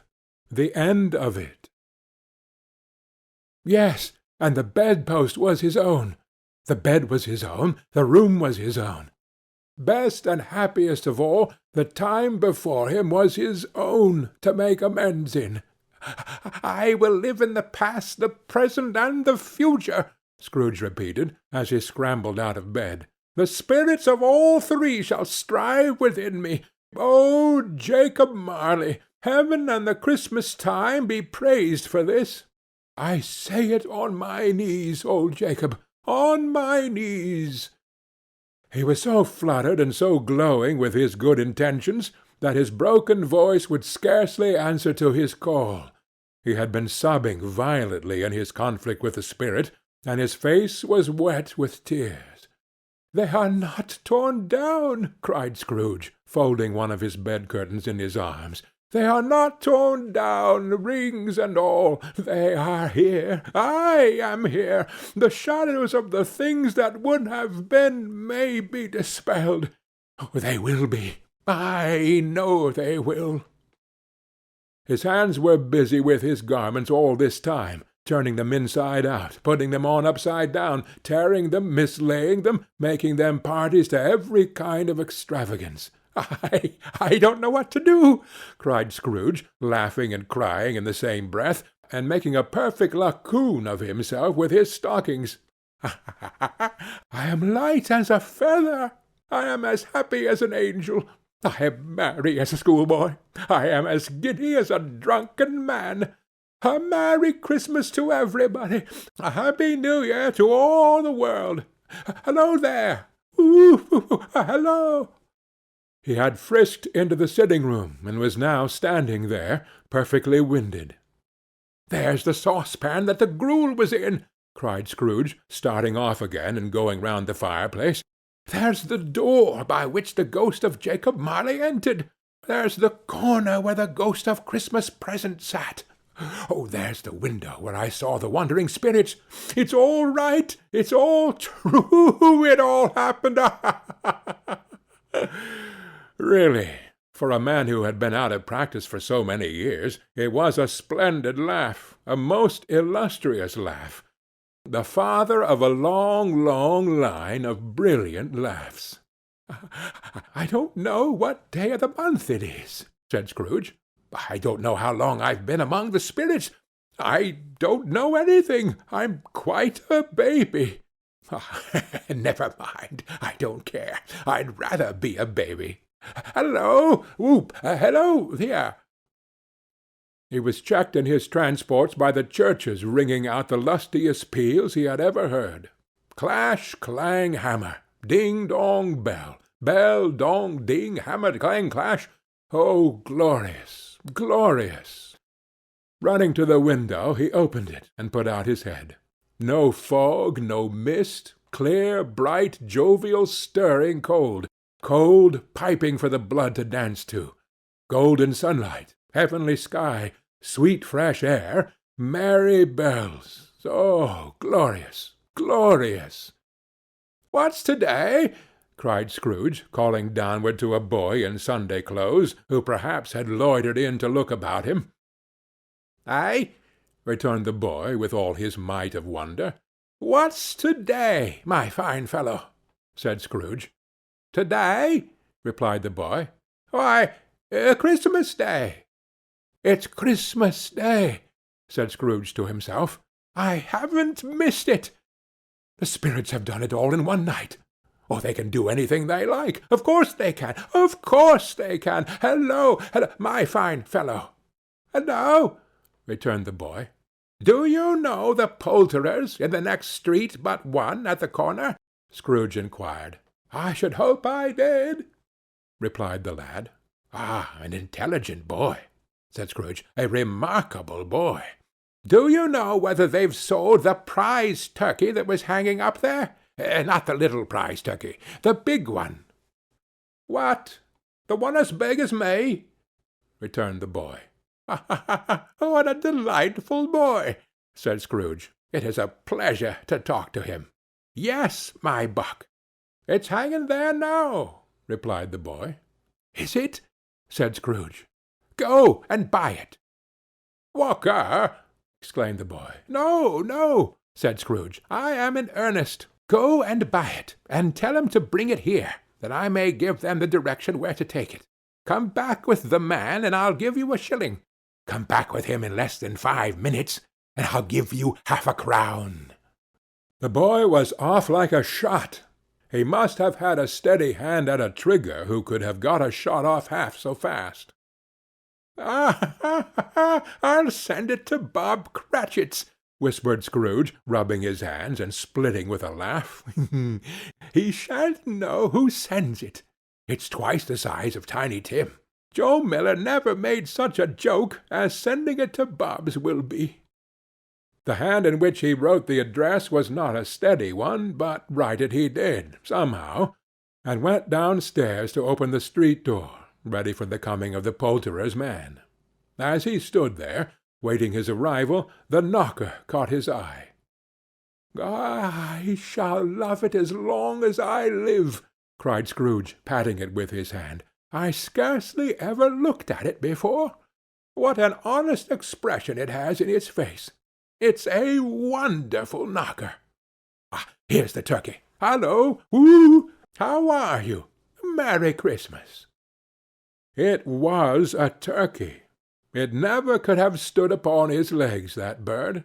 He would have snapped them off short in a minute, like sticks of sealing wax. "It's impossible to carry that to Camden Town," said Scrooge. You must have a cab." The chuckle with which he said this, and the chuckle with which he paid for the turkey, and the chuckle with which he paid for the cab, and the chuckle with which he recompensed the boy, were only to be exceeded by the chuckle with which he sat down breathless in his chair again, and chuckled till he cried. Shaving was not an easy task, for his hand continued to shake very much, and shaving requires attention, even when you don't dance while you're at it. But if he had cut the end of his nose off, he would have put a piece of sticking plaster over it, and been quite satisfied. He dressed himself all in his best, and at last got out into the streets. The people were by this time pouring forth, as he had seen them with the ghost of Christmas Present, and walking with his hands behind him, Scrooge regarded every one with a delighted smile.